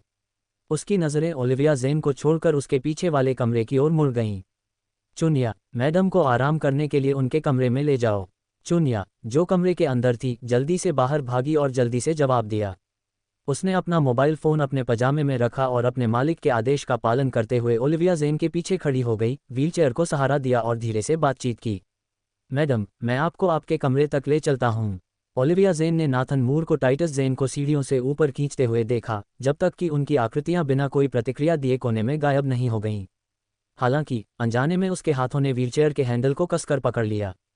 टाइटस ज़ेन को नाथन मूर ने बिना एक क्षण भी रुके चौथी मंजिल तक घसीटा। उसकी ऊंची एड़ियों की आवाज़ें तेजी से आ रही थीं, क्योंकि तेज गति से उसकी सांस फूल रही थी। नाथन मूर को जरा भी परवाह नहीं थी। उसने बेडरूम का दरवाज़ा लात मारकर खोला और टाइटस ज़ेन को घसीटते हुए तेजी से बिस्तर की ओर चल पड़ा। फिर अपनी हथेली से जोर से धक्का देकर टाइटस ज़ेन को बिस्तर पर पटक दिया। यद्यपि गद्दा नर्म और उछालदार था, फिर भी जब उसका चेहरा उसमें दबा तो उसे दर्द हुआ। टाइटस ज़ेन ने अपना सिर घुमाया, बिस्तर पर टिकी उदास आदमी को घूरने लगी, उसकी ठंडी आंखों में लालिमा छा गई। नाथन मूर, तुम पागल क्यों हो रहे हो? उसने उसे क्लब में अपना आपा खोते नहीं देखा। यह उसका दोस्त था जो पहले अभद्र व्यवहार कर रहा था। मैं पागल हो रहा हूँ? नेथन मूर ने दांत पीसते हुए पूछा, नीचे झुकते हुए। उसकी लंबी उंगलियां टाइटस ज़ेन की ठुड्डी को पकड़े हुए, उसके पतले होंठ बर्फीली ठंडक में मुड़े हुए थे। चूंकि आपको लगता है कि मैं पागल हो रहा हूं, तो मैं आपको अभी दिखाता हूं कि मैं कितना पागल हो सकता हूं। जैसे ही उसने बोलना समाप्त किया, टाइटस ज़ेन की प्रतिक्रिया से पहले ही उसके होंठ नीचे दब गए। टाइटस ज़ेन के मोटे होंठों को जकड़ लिया और जोर से काट लिया। एक क्षण में टाइटस ज़ेन का दिमाग खाली हो गया, यहाँ तक कि वह संघर्ष करना भी भूल गया। बिस्तर पर नाथन मूर के साथ अनगिनत अंतरंग क्षणों के लिए मजबूर होकर हर बार उसने उसकी गर्दन, उसके कॉलरबोन के खोखले हिस्से को बुरी तरह से काटा, लेकिन उसने कभी भी उसके होंठों को नहीं चूमा। प्रारंभिक आश्चर्य के बाद उसका उपहास किया गया। टाइटस ज़ेन को समझ में आ गया कि इस आदमी ने उसे इसलिए चूमा क्योंकि विदेशी आदमी, जिसने उसके प्रति शत्रुता प्रदर्शित की थी, ने क्लब में उसके होंठ काट लिए थे। टाइटस ज़ेन, तुम सचमुच घृणित हो। नाथन मूर ने ठंडे स्वर में उपहास किया। उसकी लंबी भुजाएं टाइटस ज़ेन के ऊपर टिकी हुई थीं, उसके माथे और होठों के कोनों से स्पष्ट अवमानना और तिरस्कार झलक रहा था। टाइटस ज़ेन के होंठ थोड़े सूजे हुए थे, यहाँ तक कि एक जगह से खून भी निकल रहा था। फिर भी वह अस्त व्यस्त नहीं लग रही थी। उसके चमकदार होंठ और भी अधिक मोहक थे। उसके होठों पर एक हल्की सी मुस्कान आ गई, जबकि टाइटस ज़ेन ने भी जवाब में उपहास किया। मुझ जैसे नीच व्यक्ति को चूमने से भी तुम बेहतर नहीं हो। नाथन मूर की आंखें थोड़ी सिकुड़ गईं और उनके भीतर की ठंडक और बढ़ गई। अचानक उसने अपना सुंदर चेहरा फिर से दबा लिया, फिर भी टाइटस ज़ेन को विरोध करने का कोई मौका नहीं दिया। एक बार फिर टाइटस ज़ेन के होठों पर कब्जा करते हुए दबी हुई आवाज़ें उनके मुंह के बीच घुल मिल गईं। चूंकि तुम्हें नीच रहना पसंद है, इसलिए मैं तुम्हें अंत तक नीच ही रहने दूंगा। आह की चीख के साथ टाइटस ज़ेन चिल्लाए। उसकी मुट्ठियां लगातार नाथन मूर के शरीर पर टकरा रही थीं। हट जा, कमीने। उसके होंठ लोगन रे के चुंबन के लिए थे, किसी अन्य पुरुष के लिए नहीं। फिर भी पागल आदमी टाइटस ज़ेन के विरोध की परवाह कैसे कर सकता था? जितना अधिक वह विरोध करती, नाथन मूर उतनी ही जोर से उसे चूमता। 75। टाइटस ज़ेन, आपने खुद इसके लिए कहा था। वो नाथन मूर, कमीने, इसकी इजाज़त मत देना। टाइटस ज़ेन लगातार संघर्ष कर रहा था। उसका चेहरा दाएं बाएं घूम रहा था और उसकी छोटी छोटी मुट्ठियां नाथन मूर के शरीर पर लगातार वार कर रही थीं। नाथन मूर वास्तव में रुक गए। उसने अपने शरीर को थोड़ा ऊपर उठाया, उसकी निगाहें टाइटस ज़ेन के चेहरे पर टिकी थीं जो क्रोध से लाल हो गया था, उसके होठों के कोनों पर ठंडे उपहास के भाव उभरे हुए थे। इजाज़त नहीं, क्या यह मुझे तुम्हें चूमने की इजाज़त नहीं दे रहा है? नाथन मूर ने अपनी आवाज़ धीमी करते हुए कहा। हाँ, टाइटस ज़ेन ने बिना सोचे समझे कह दिया। नाथन मूर की आंखें थोड़ी सख्त हो गईं, उनके अंदर की भावनाएं कार्रवाई के कारण छिप गईं। अचानक उसके होंठ तिरछे मुड़ गए, उसने एक ठंडी व्यंग्यात्मक मुस्कान निकाली, अपना हाथ उठाया और टाइटस ज़ेन के गाल पर थपथपाया। हाँ, तुम क्लब में बहुत योग्य थी, है ना? क्या अब तुम घर वापस आकर एक पवित्र और उग्र महिला होने का नाटक कर रही हो? उस अत्यंत निर्दयी उपहास के साथ टाइटस ज़ेन को एहसास हुआ कि यह शरद ऋतु के बाद का हिसाब चुकता करने जैसा था। बात बस इतनी सी है कि गुस्से में उसने ये ध्यान नहीं दिया कि नाथन मूर ने अभी अभी वापस घर कहा था। उसी ठंडे व्यंग्य के साथ टाइटस ज़ेन ने निर्भीकता से जवाब दिया। नाथन मूर, क्या तुम अभी क्लब में बहुत उदार नहीं थे? उस आदमी ने उसे धमकाया और उसने ऐसा दिखावा किया जैसे उसने कुछ नहीं देखा। अब ये क्या है? मुझसे हिसाब किताब कर रहे हो? मैं तुम्हारी पत्नी नहीं हूँ, नहीं मैं तुम्हारी कोई चीज़ हूँ, तुम्हें मेरे निजी जीवन में दखल देने का क्या अधिकार है? किस अधिकार से? नाथन मूर ने ठंडे स्वर में उपहास किया, उसकी काली आंखें अचानक बर्फीली हो गईं मानो उन पर बर्फ जम गई हो। सिर्फ इसलिए कि मैं नाथन मूर हूँ, सिर्फ इसलिए कि तुम इस समय मेरे नीचे लेटी हो। ऐसा कहने के बाद उसने टाइटस ज़ेन के प्रतिरोध की परवाह न करते हुए अपना सुंदर चेहरा फिर से नीचे दबा लिया और एक बार फिर से अशिष्टता और दबंगई से टाइटस ज़ेन के होठों को काट लिया। कमीने! टाइटस ज़ेन के प्रतिरोध के सभी प्रयास उस उग्र आदमी के पेट में समा गए और वह केवल एक बार फिर अपनी मुट्ठियां घुमा सकती थी। एक के बाद एक मुंह के बिना किसी शिष्टाचार के पड़े। टाइटस ज़ेन, तुमने इसके लिए कहा था। नाथन मूर ने अपने दांत पीस लिए और मन ही मन गाली देते हुए खड़ा हो गया और सीधे टाइटस ज़ेन के शरीर पर घुटनों के बल बैठ गया और उसे अपने नीचे दबा लिया। उसने टाइटस ज़ेन के हाथों को पकड़ लिया, उन्हें उसकी पीठ के पीछे मोड़ दिया और एक हाथ से अपनी टाई खींच ली, उसे टाइटस ज़ेन की कलाइयों के चारों ओर कई बार लपेटा और फिर उसमें कसकर गांठ लगा दी। कमीने, मुझे जाने दो। टाइटस ज़ेन ने अपनी पूरी ताकत से संघर्ष किया, लेकिन अफसोस, पुरुषों और महिलाओं के बीच ताकत में अंतर बहुत बड़ा था और उसके हाथ उसकी पीठ के पीछे मुड़ गए। जब नाथन मूर ने एक बार फिर आगे दबाव डाला तो टाइटस ज़ेन दर्द से चिल्लाया। उसकी पीठ के पीछे दो हाथ दबे हुए थे जो दो लोगों का भार सहन कर रहे थे, मानो टूटने ही वाले थे। पहले तो टाइटस ज़ेन चीखती, बड़बड़ाती और गालियां देती, लेकिन धीरे धीरे वह सुन्न हो गई, छत की ओर देखने लगी। उसका पीला चेहरा किसी भी भावना से रहित था, मानो वह एक बेजान गुड़िया हो, अगर कभी कभार दबी हुई कराहट न होती। सजा के बाद नाथन मूर ने अपनी शर्ट और पतलून पकड़ी और जल्दी से उन्हें पहन लिया। बिस्तर के ऊपर खड़े होकर उस महिला को देख रहा था जो बेजान लग रही थी, शांति से, बिना किसी भाव के अपने बटन लगा रही थी। वह मुड़ा और चला गया, उसने अपने पीछे का दरवाज़ा भी बंद नहीं किया। नाथन मूर के धीमे कदमों की आवाज़ सुनकर टाइटस ज़ेन ने धीरे से अपना चेहरा घुमाया, काफ़ी देर तक खुले दरवाजे की ओर देखती रही, फिर अपनी कलाइयों में बंधी टाई की गांठ खोलने का प्रयास किया। टाई कसकर बंधी हुई थी और उसकी पीठ के पीछे बंधी हुई थी, तथा कई प्रयासों के बाद भी वह उसे खोलने में असफल रही। टाइटस ज़ेन के पास बिस्तर के किनारे तक अपने शरीर को घुमाने के अलावा कोई विकल्प नहीं था और एक रोल के साथ उसने अपने पैरों को फर्श पर रख दिया। उसकी पुशपैच पैटर्न वाली शर्ट पहले से ही अव्यवस्थित थी जो उसके शरीर पर ढीली लटक रही थी, मानो वह उस अमानवीय दुर्व्यवहार की घोषणा कर रही हो जिसे उसने अभी अभी झेला था। Thanks for watching.